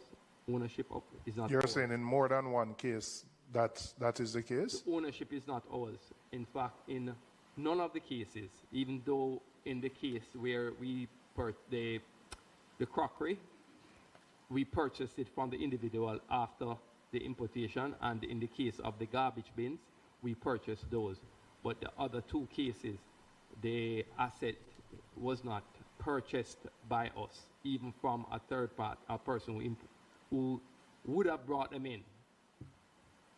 So in two cases, these were providers providing services to the university. The university facilitated using the tax exempt status to bring these things in, and then the university paid the same provider for the goods. Yes. Christopher Tough done that, man. So, all right. Because we did not purchase the item, The item was not paid for overseas by the university. So why, okay, so... Let me whisper. Yes, Chair. So in a case like that, why wouldn't the university simply bring in the things on its own behalf? I'm unable to say, Chair, why the hospital chose this route and not purchase the item themselves. I'm unable to say why. And none of the officers that are there Because were Tough able Town do to that. explain to me why. I'm tell you something, it's a bag of webbing and circle, Thank you very much, Mr. Chair. So the first question I want to ask on this particular issue as it relates to the misuse of the tax exempt status. The Auditor General, in her findings, said companies. Can you, because I think it is in your purview, to name, and she mentioned private company 1, private company 2, private company 3, private company 4. Can you tell the committee, and that's my first question, what are the names of private company 1, private company 2, private company 3, private company 4? I know that the Auditor General redacted the names. I'm not directing the question to the Auditor General. I'm directing the question to you. I'm answering. Yes. I'm answering, member. And we know that the matter is under investigation. The matter is under investigation for one company, and I'm going to get to that. So it's under investigation for all, but only But one. One case, and I can. I just want to hear the names of the companies. I can give you the name of Yes. the one that the company. No, what for? Fucking work name. has been completed by customs, and they have actually. But them given blood us clot reports people are with the bright, one team, name. man. No, I don't think that is acceptable because I don't know. Did Where you you want to fucking issue get the name? names, sir? Because the name came out there before the customs report, as far as I know. So I'm asking the Blood clot university looking play for your hospital, blood through you clot, as the brother, man. CEO, to provide the names. This has nothing to do with the investigation. Let's have you name them. Do you know the names of the 4 companies? I will seek. Yeah, I will right. seek guidance on releasing all the names. Seek members, guidance, but and the I can public- share the the public name of the really, one that we demand have that. gotten the report of. I'm not asking you for the name of the one, but because why is there secrecy around naming all What the the fuck 4? is this going on here, man? And how come the country heard of this one long before customs and things would have gotten the information from the university hospital? So I'm just asking you. Let's have here, a name them. You'll blood what clot are the you. names? This is my first question. Do you know the names? Do you know the names? What the fuck's going on here, man? Can you repeat that, member? Do you know the names? No, I am. No, Yes or no? Now, the question is the name of the 4 companies that benefited from the tax exempt status. I know that the Integrity Commission has the file. The This names man a go around the corner, as go around would the have corner, been, want to get seen corrupted by the bastard, you Auditor know. General were seen by us also. But in terms of the completion of the investigation, one has So been were completed. are the investigations around the named company, which that name was in the public space for months? Were those? We didn't release any names, you know. We have not released any names even to this point. But you're saying you know of one, and you can name one for investigations based complete. on the report from the customs which I have here, I can state what customs has stated as being the one company. Oh my God. I am. What has, let me, all right, what has customs stated without naming the company? What is the summary of the findings Oh, of you mean you can't name the name? What the fuck is this? investigation in relation to that entity? Jamaica but I people don't think, deserve to Chairman, know the before name. we go there, though. So the university is unable to name the 4 entities that have all benefited from Yeah, so that can't work. misuse as defined by the Auditor General's findings. Misuse of the tax exempt status. You can't name, you refuse to name.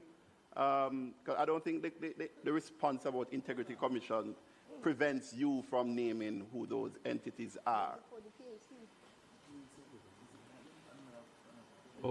Okay, let me just answer the chairman's question and I'll come to you. I'm just making sure I get the correct spelling of the names. All right?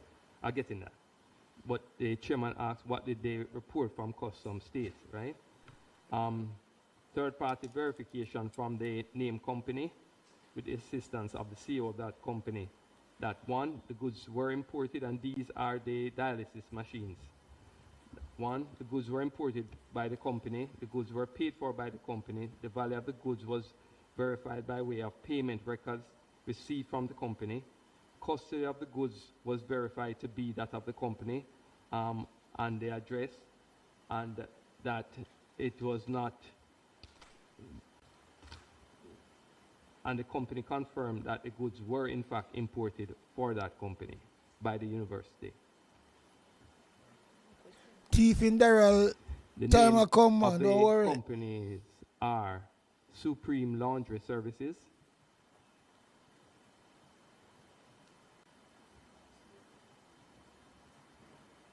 Willman's Sales.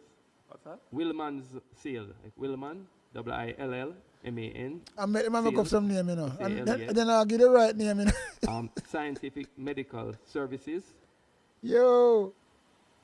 I hope to investigate them name and find them out, And you know. Jack then Limited. Because I'm not Thank give you the very right much, name. CEO. Pressure reach them and Chairman, I'm I try want to something. proceed now to. So what is clear is that the university hospital have been, whether or not this is to utilize my friend's good phrase earlier on, whether this is institutionalized, the CEO can't say whether the use of the tax exemption status is an institutionalized way of how the UE has been operating. But what is clear is that it is more than one company as named. Secondly, in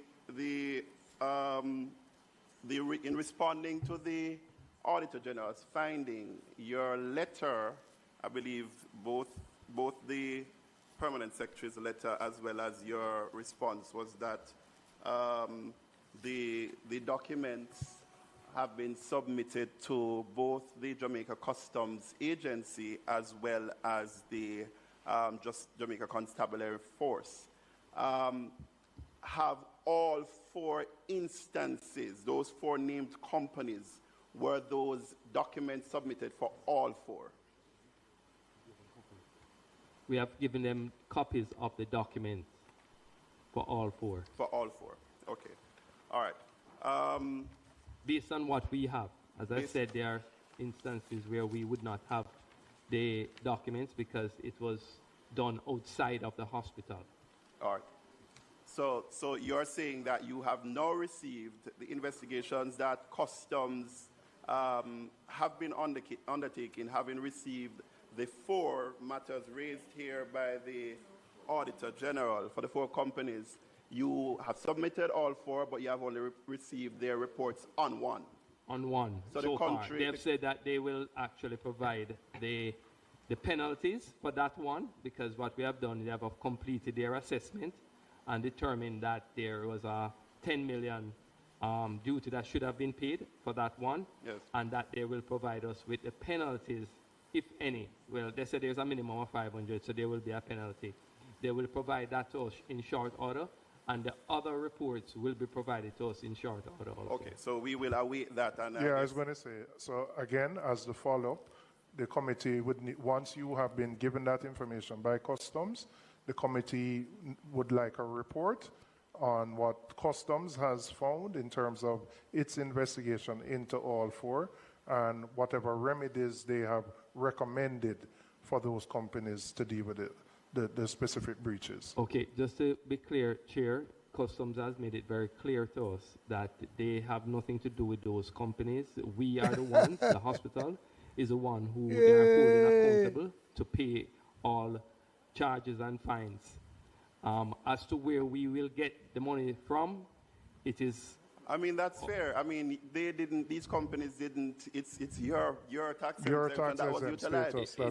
It is a hospital name that is on the importation documents, and therefore they are holding the importer as being accountable.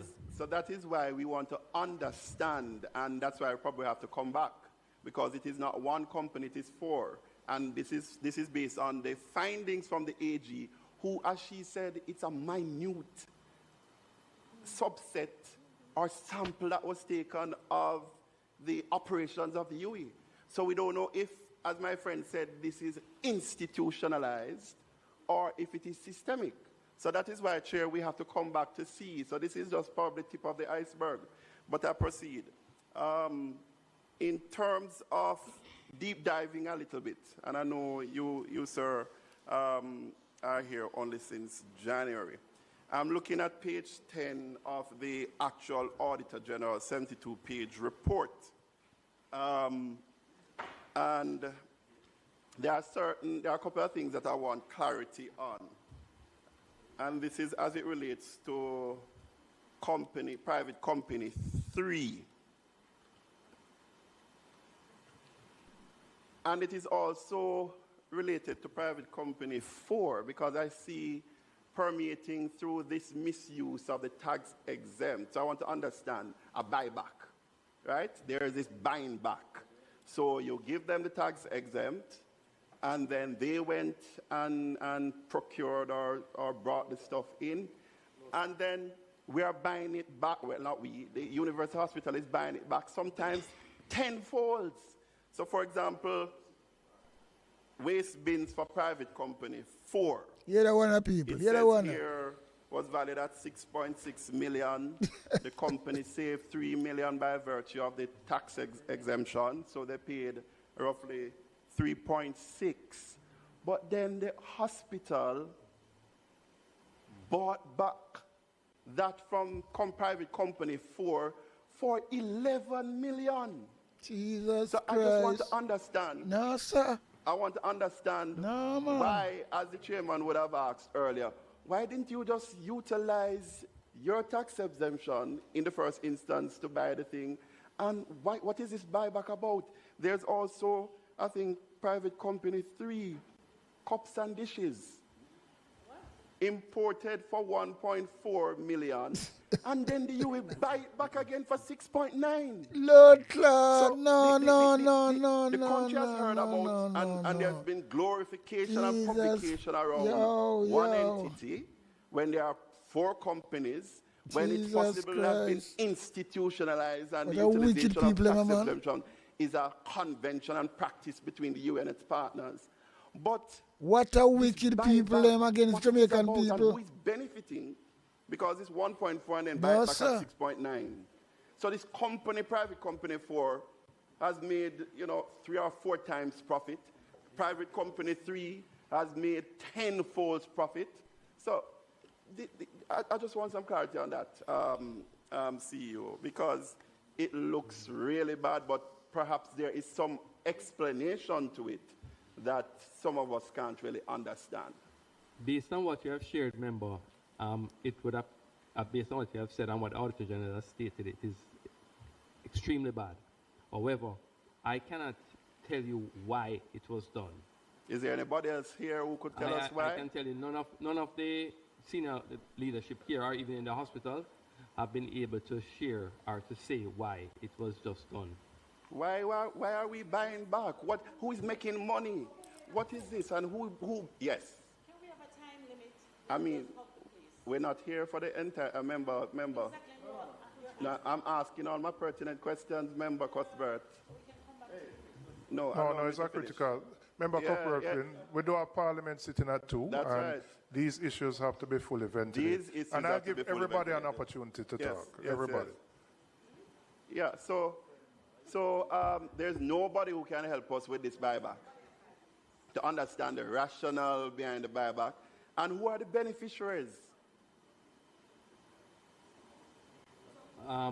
The persons may purchase items and then sell the hospital and have their markup. And therefore, I only know. I don't know. Who authorized these buybacks, though? You have no knowledge of who is within the university hospital who would have been authorizing these buybacks. Christopher Tough Tongue. As I said, Chair, I have to be very careful because, as I said, this is before the police and also before customs and integrity commission. And, Mr. Chair, I don't want to say reasons. I would prefer them with their investigative skills to do the assessment and make the determination through the due process, whether it be courts or otherwise. But first I want to welcome, there are 49 students from Dunrobin Primary. Welcome to the Parliament of Jamaica. This is the Public Accounts Committee meeting. We are not going to have a sitting of the full Parliament, but you're welcome to continue to watch and observe in silence the proceedings of this committee. This committee is set up to deal with reports from our Auditor General, and our Auditor General is seated to my left, Mrs. Pamela Monroe Ellis, and we are examining an audit report done on the University Hospital of the West Indies. All right? Okay. So there's a queue, Frank, and you have some of your colleagues impatiently waiting, like Mrs. Cuthbert Finn. Well, if somebody will release their mic to put you on, Frank. You want to ask a question? Follow. You want a follow? Just a follow-up in relation to the cost, the buyback? Can the Auditor General help us in terms of what you think of, if you had done any check in relation to market value for those buyback? The market value for the items that were.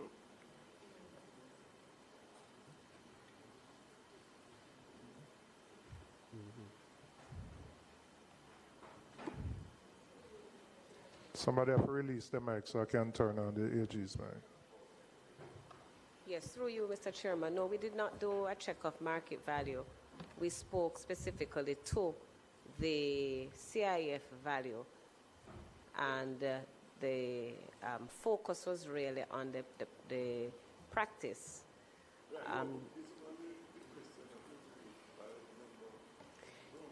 You have to use, why you turn off the mic?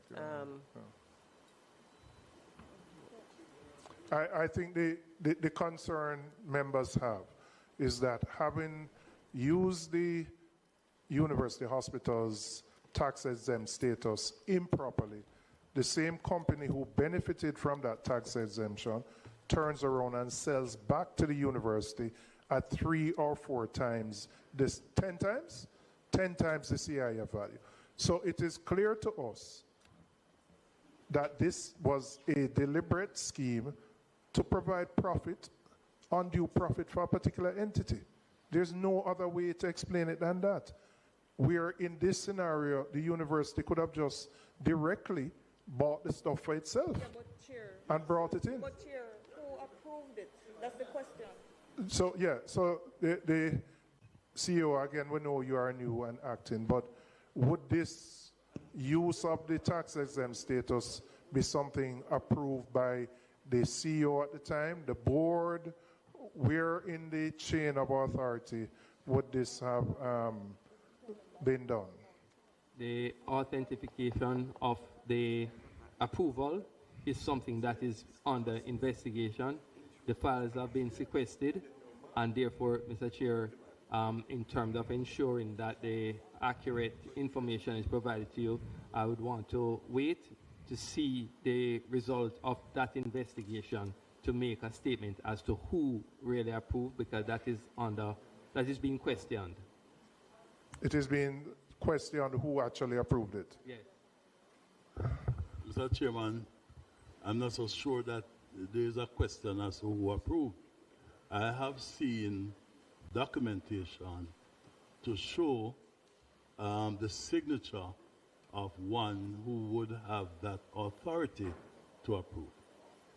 And that was the case in all 4? Yes. Okay. No. In one case, I think at least one case, the person who signed the document had no such jurisdiction. In fact, he would have been separated from the university, I believe, some 2 years before that document was signed.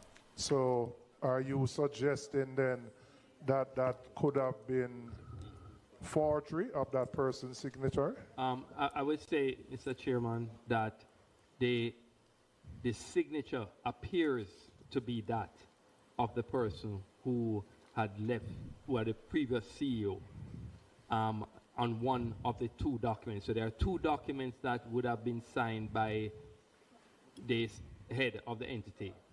And one bear the signature of the former head, and one lying lips is abomination to the Lord. Appears to bear the signature of the big current man like head. grandfather should have blood clot no of better. Those signature is something Too that the corrupt, police would have to do and determine whether, in fact, yes, big this corrupt is grandfather the on a signature of the bomber person. too corrupt. I'm not capable. I've never gotten any training in that area.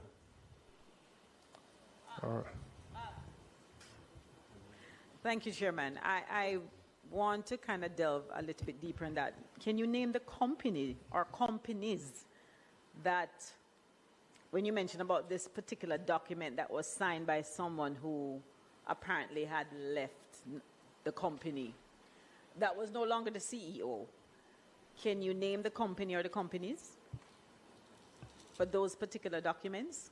No, I don't know how I'm going to name it.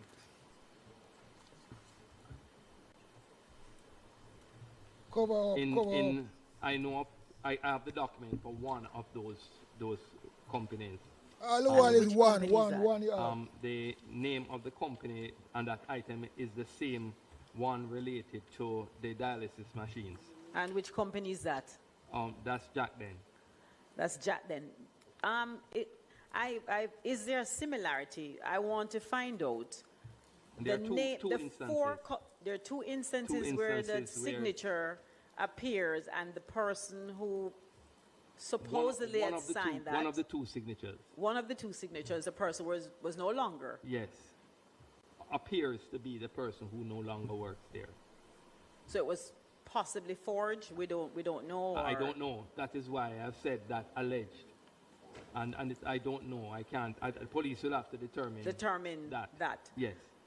Are the four companies, do they have anything to do with the University of the West Indies Hospital? Can't trust police. We know that Jack Den provides janitorial services to the University of the West Indies.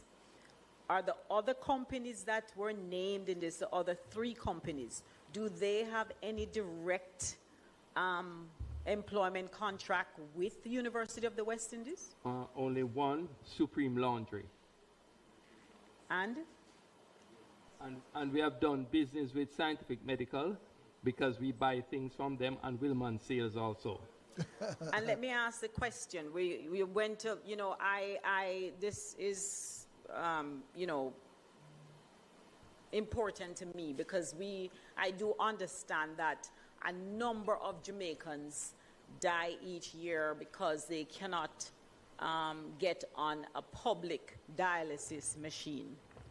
I've paid for a number of my constituents to go privately from West Royal St. Andrew to receive dialysis treatment because diabetes is a major non-communicable disease in the country.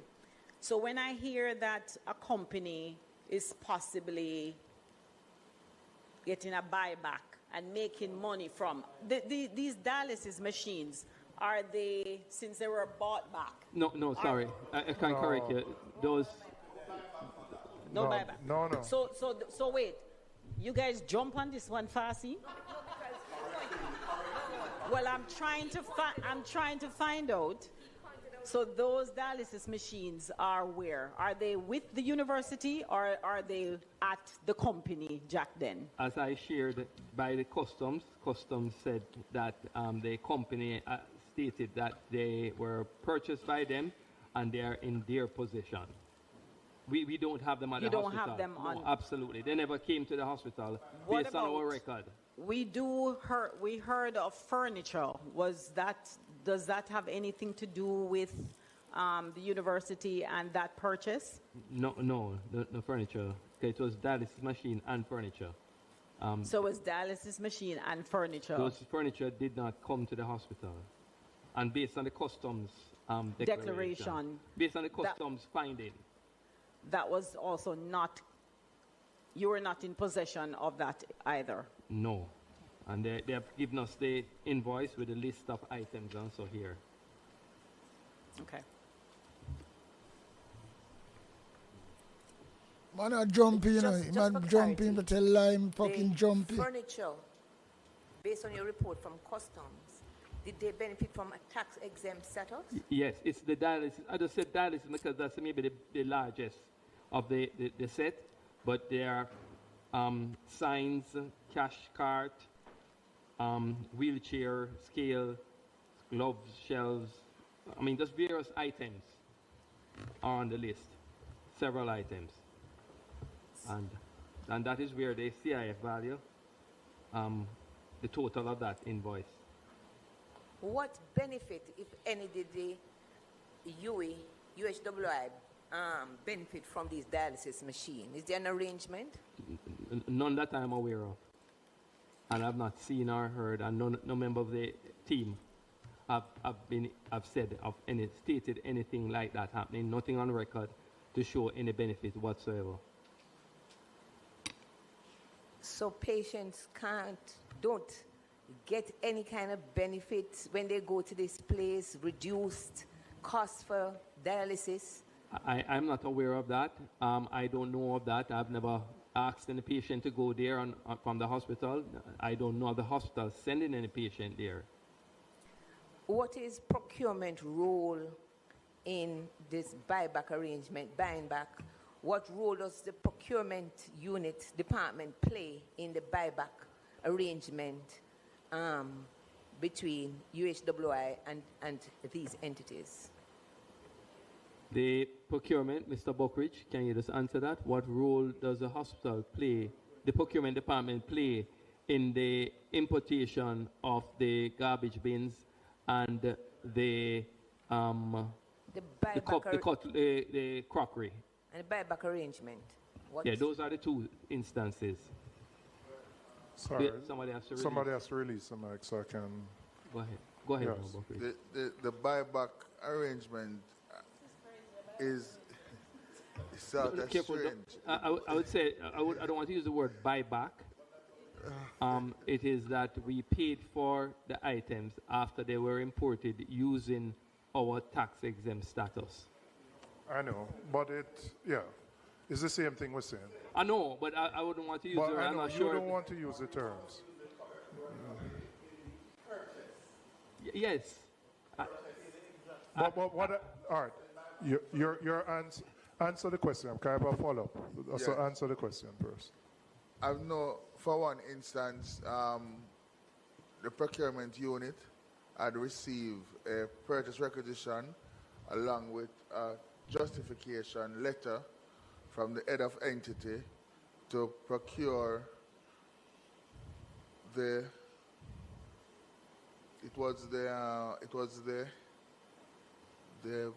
bins, was to procure the bins. So we got all documentation that we are to use the direct contracting or single source procurement methodology, justification and everything to procure this item. What was the justification in this case? Is it a specialized bin? Looking at it, I would not say it's a specialized bin. Okay. So that's why we asked the justification, because the question I was going to ask, in all of these are direct. The two, what we call buyback, were direct contracting methods. And I wanted to find out what was the justification for the direct contracting. And secondly, is it the practice?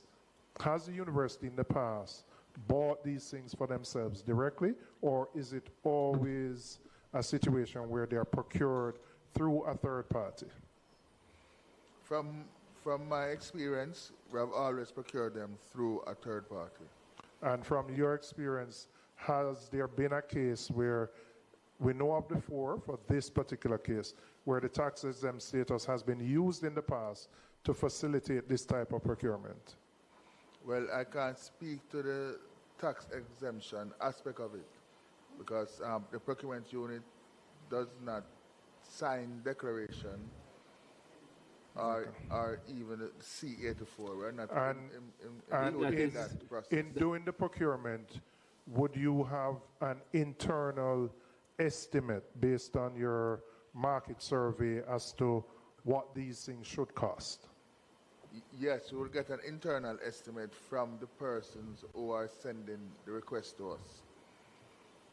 You would get an internal... We will get an estimated cost, because if you are sending a purchase requisition to buy a particular item, you normally will send an estimated cost based on your market research and so forth. From the unit within the hospital? Yes. Okay. And in this case, the AG has indicated that one of these ended up being 10 times the CIF value. So my question would be, what would the internal estimate have said for the value of these bins? Always lean up like what you want to lean up. I assume these are bins that you put like needles and those things in, not garbage bins, right? Medical waste. Medical waste. Okay, so medical waste is something that is procured regularly, right?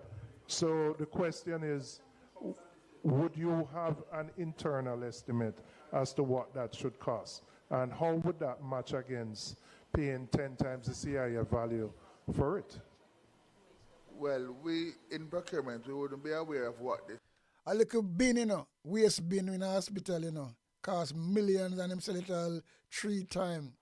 So that cost, and me I tell you, say, you know, you see the little bin there, if Andrew Wallace run the country properly, people at Jamaica can make them bin there, you know, and set up somewhere that people can make it, and then get them cheap, but them waste a lot of money.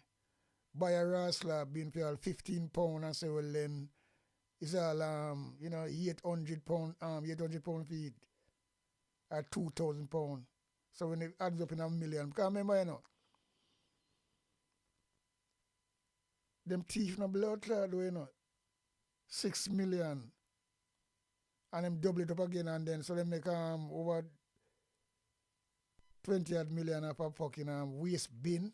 You just put in a hospital some little fucking thing where if Jamaica moving the right way, they couldn't make them own raw slot bin. Easily. Them have China and Jamaica can't help them to do them things there. Because China make them things there. So why them get them and save money? No man, they're not gonna do it because them no in a blood clot government for help people, you know, them in if help themselves.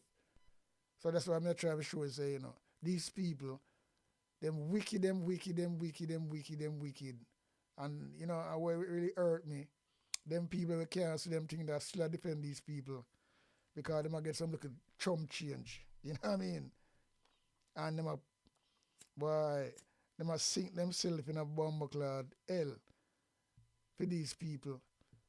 Because this is really big criminalism. Crookedness. Look upon him. This brother here upon the screen. He just lean all the while. He can't look straight like everybody else. You can't know him, you know.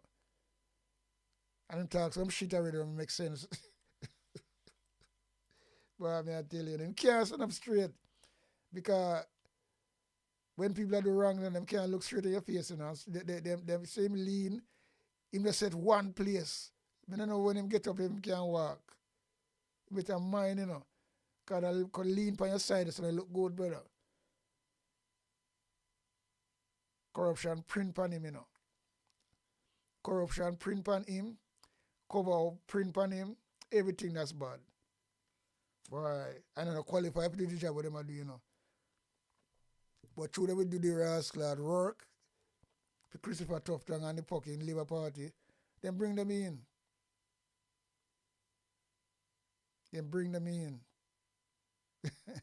Yo. Very sad. Value is what we do if we receive an internal estimate from the custodian. You don't question it? You don't check? No. Let me tell you how the internal estimate That's what my hearing. plays a role in the procurement process. Internal estimate, and I can go far back. I'm make it up as long him go, you know. Budget is he might make up everything as long as he fucking goes. You would have done your market research. You would have known what it is that if you want to procure a bottle, you would have an idea of what the bottle would cost to put in your budget. So that is where the internal estimate would come from. So once a request is received, the department would get an internal estimate. And once we go out and do the procurement, that whatever comes back, we will match it against what the internal estimate is to see if it is in line with the internal estimate. And if it is too high or too low, then we will ask the department to revisit their internal estimate if it is too high, or we will ensure that what the bidders are bidding, that they are bidding on apples for apples and not apples versus pear. So we'll do that type of comparison. You know, there's a great coincidence that the internal estimate on at least 2 occasions is exactly what the bidder bid. Just seemed to be a great coincidence. Which is why direct contracting is so susceptible to corruption. I could just call it plain and straight. Where the internal estimate come from? The person who providing the service? Where it come from? Pay fucking people that deal with still, you know. Mr. Chair. The exact, you're going to tell me in at least 2 occasions, the provider's bid is the exact number of the internal estimate? Can I just... Can I... Dollars and cents. Not even round up. Not even round down. Dollars and cents exactly, Frank. Mr. Chairman, an internal estimate can also be determined by the department requesting it, where you have a sole importer or the sole dealer for a particular drug or something into the island. And they are the only one authorized to sell that item in the country. In this case, these people are the only people? I'm not saying in this case, I'm just saying that it is possible so for you to have about that. the same exact thing, and it is a sole source because they are the only one authorized to provide that particular drug. The crockery no, people I'm not saying in the case of crockery. No, not at all. So what the fuck you say then? Just a follow-up. Exclusive. What you say? Wouldn't be. Just a follow-up. Just curious, why is it the UHWI wouldn't do direct purchasing of something like bins and crockery and cups and dishes? Yeah, direct. Is there a rationale behind not procuring it directly?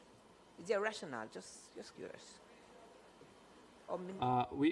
We don't know why. You know, man. You those know. decisions were taken. You fucking know. We only see that they because were, you but hide we the don't evidence. know why they took them. You're hiding the evidence, so you know. They were? But wouldn't it? Yes, we are in possession of the crockery. But wouldn't a reason be given to procurement? That's crushing made now. Why is it that they are purchasing them from a third party instead of direct sourcing? Yeah, simple as that. From UHWI. Simple as that. There has to be a Someone know what the fuck am I go around the corner for? Well, the thing is, as I said, I don't know. I mean, items You can know. be purchased You because know. that is not where we focus our specialization in terms of certain goods and services that are provided. So we will purchase them. As to specific ones where you say, you want this particular item and you know where it is overseas and you can, as to why they chose to have someone else import and then we buy it from them, I don't know. I am not aware. And none of the senior members of staff are able to explain that to me. Why? It boggles my mind because if you get an internal estimate and it is provided to procurement, then from a procurement committee standpoint, I have certain procurement committees, and from a procurement committee standpoint, I'm going to question why not purchase this directly instead of giving somebody an exempt status and then buying it back. Fucking. I think that is just No, for them one waste company. of money, breakdown of procedures, lack of accountability. Lady, call it out as it is, man, about break of procedure. It's fucking corruption, simple as that. Because for them company, them have their own company and pay a kickback them a deal with, you know. So how can you buy like a fucking bin, waste bin, go in the hospital, 3 times it a go in a circle before the fucking UA get it? Why UA can't buy it directly? What in that the people say is a big corruption and a thief? Yeah, I'm tell you something, man. Sure. What's someone to listen? Somebody's benefiting, and we know who. We need to know who benefited from this breakdown. I know it's who. It is obvious. And Mr. Chair, we need to know. And The country they know needs it's to who as know well. somebody has benefited. Yeah, I'm hoping that from the police investigation and that of the Integrity Commission and that of Customs, the country will be made aware of where the breakdown, where if any, took place. Thank you. And somebody must be held accountable. That is where Catherine Phibbs' committee appointed by the board will be looking at. Well, okay, I investigate myself. You want to just use currency as mic? Yeah. Just just a quick follow-up. I just wanted to have an idea as to how the tax exemption is utilized. How is it normally used within the entity? How does it work? The hospital is allowed to import items on its own. On its duty-free, on its own. That is what it is supposed to. It's supposed to be used in bringing in item for the sole purpose of use by the hospital. And that is where the declarations and so on would come into play. And if it is not, then that is where the breach is, and the customs actually went through that with me to say, this is a breach, why there's a breach, because we have confirmed that the items were not, and under the tax exempt status, it is supposed to be the sole use of the hospital, for the sole use of the hospital, and they were not. Member Morrison, then Member Cousins. Thank you, Chair. And Member Hamilton, that question is an excellent precursor to where I'm going now. We're talking about the university hospital misusing the tax exemption status. And in the case here, what are we looking at, Chairman? 4 companies? 4 companies on the radar here. And I just want, for persons in constituencies, maybe such as mine, who don't quite understand what is happening here, a simple breakdown: you have a company that can bring in, for my farming constituency, I would say, tools, machete, hoe, fork. They can bring that into the country. What is it? With tax exemption.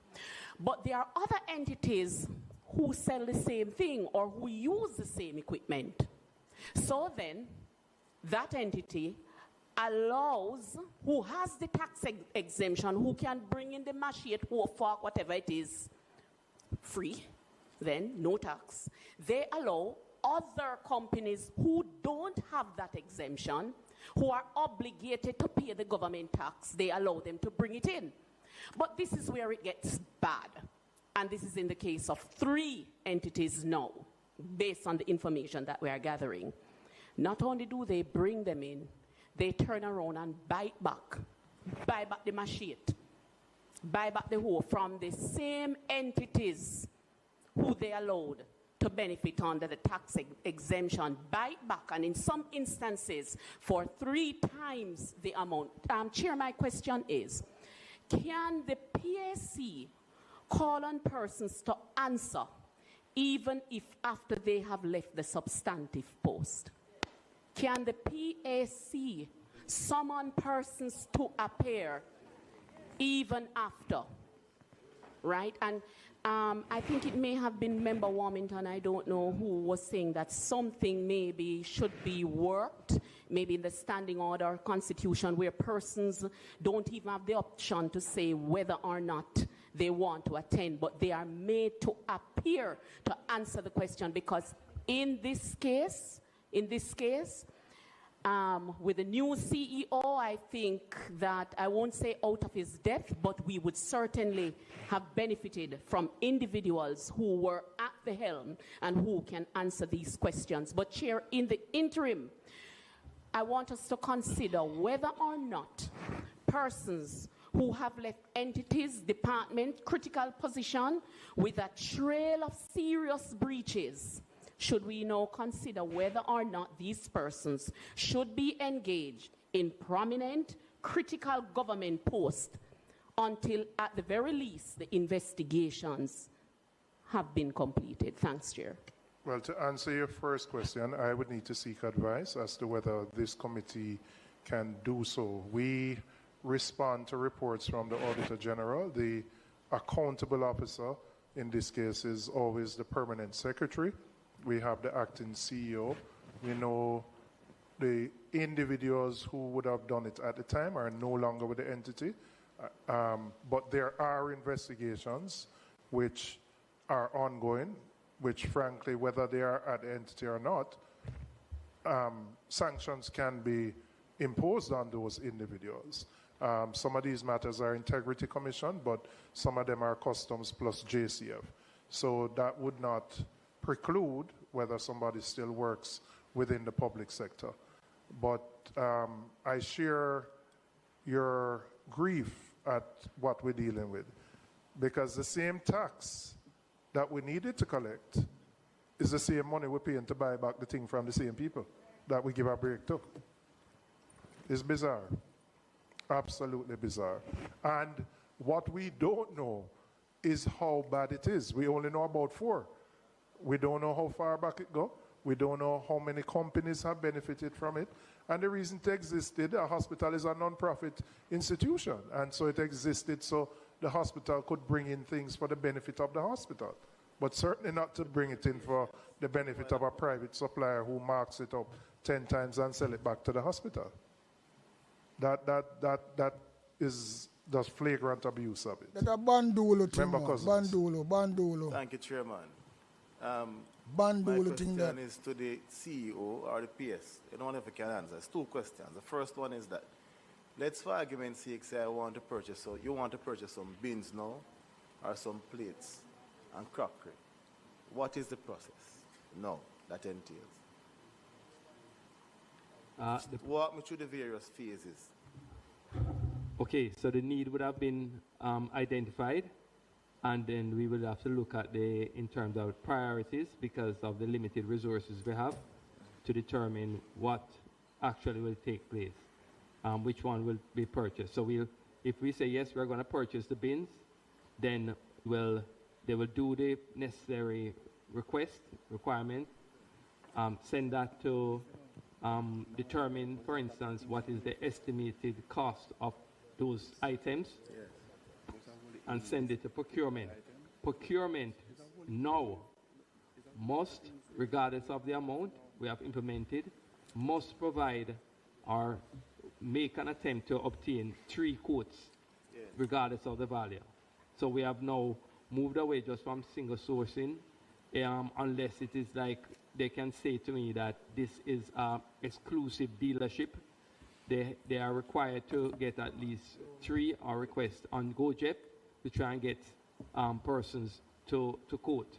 Okay. Those quotes will come in, and we will then assess them and make the necessary awarding, whether it goes first through the procurement committee or it comes straight to me. All right, so thank you very much. So let's go back to the unit now that deals with the in-house estimate. When that unit is doing their estimate, they would need to be made aware then that these items would come in duty-free, tax exempted. Because if they provide you or the procurement department with an estimate that does not take into account the fact that the hospital is going to bring these in through a third party, duty-free, then that means that the estimate that the procurement department would receive would be erroneous.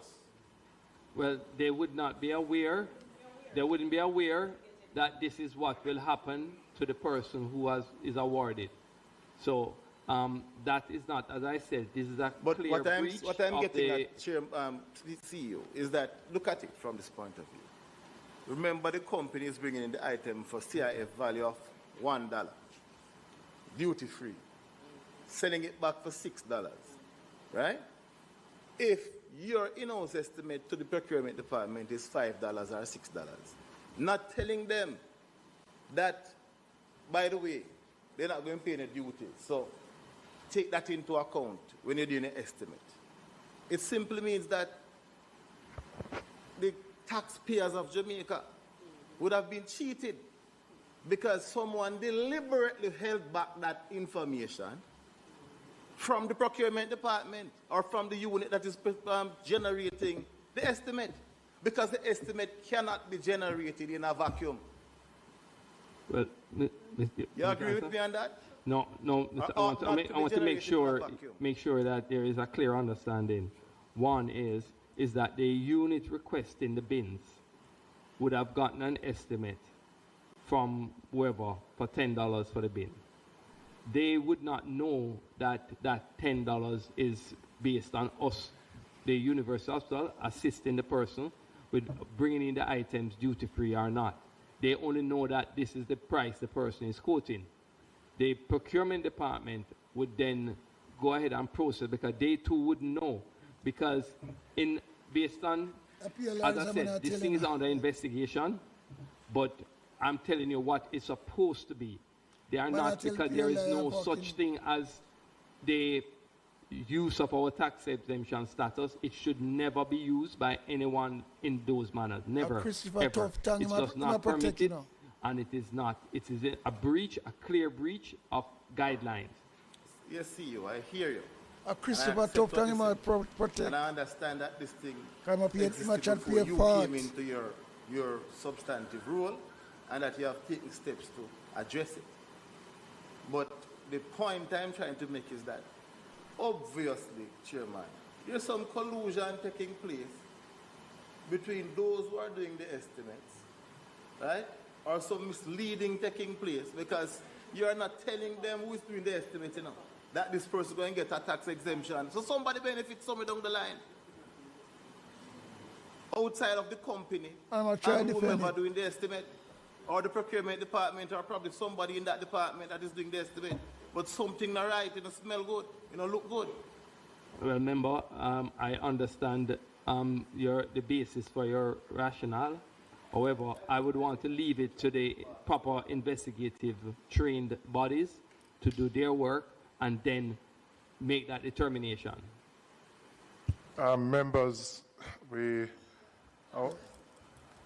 I'm going to recommend that we stop at key finding number 4, because we are 4 hours in. Some people are signaling me that we haven't provided lunch.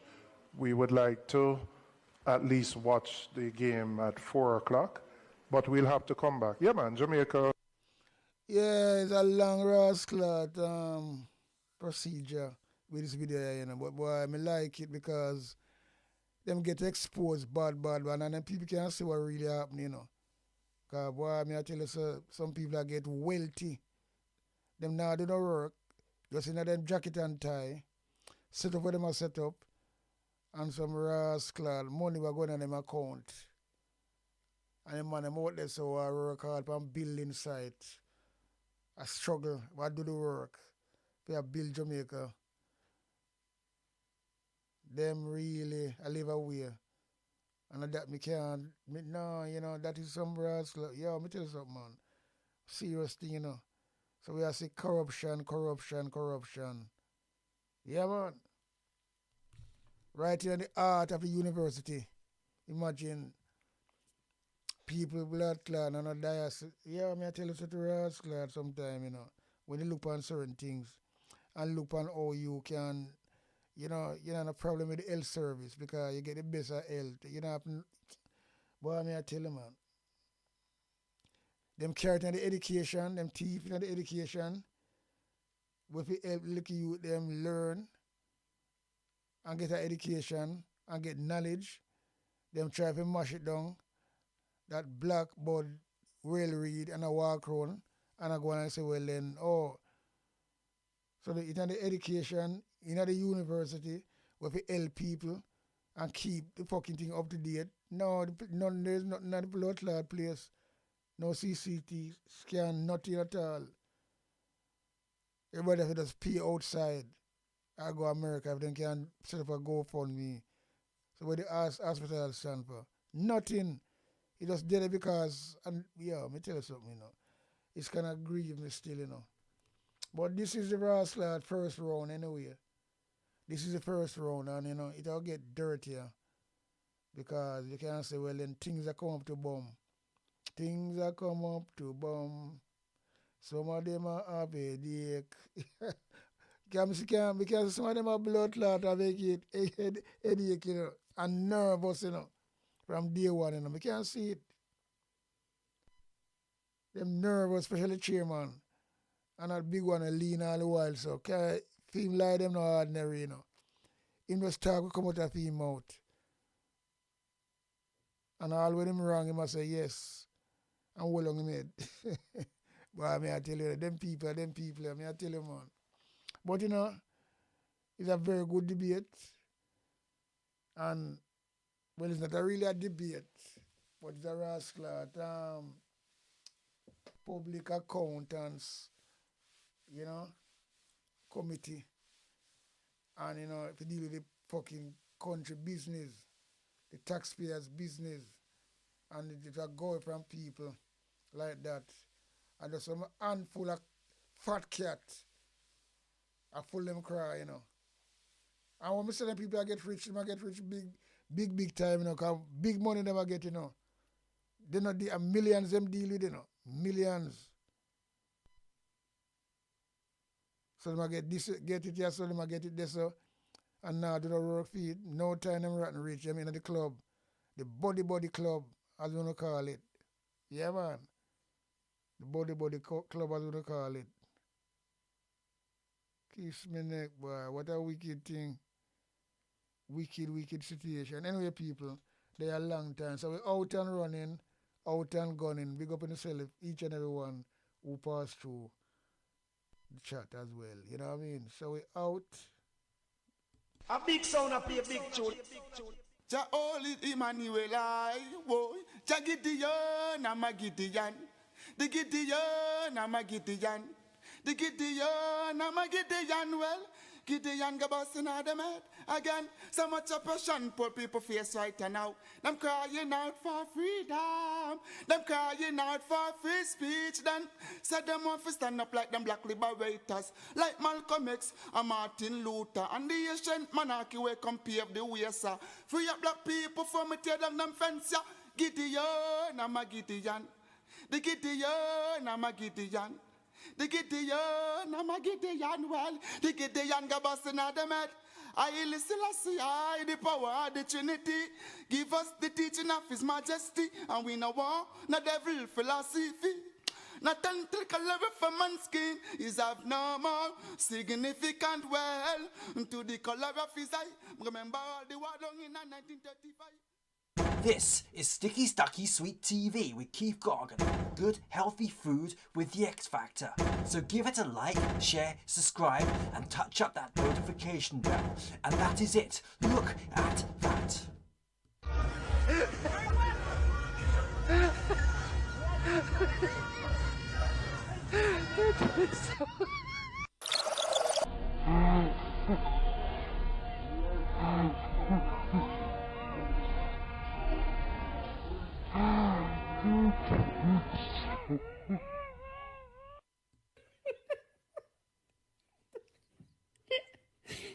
Блядь, я закричу.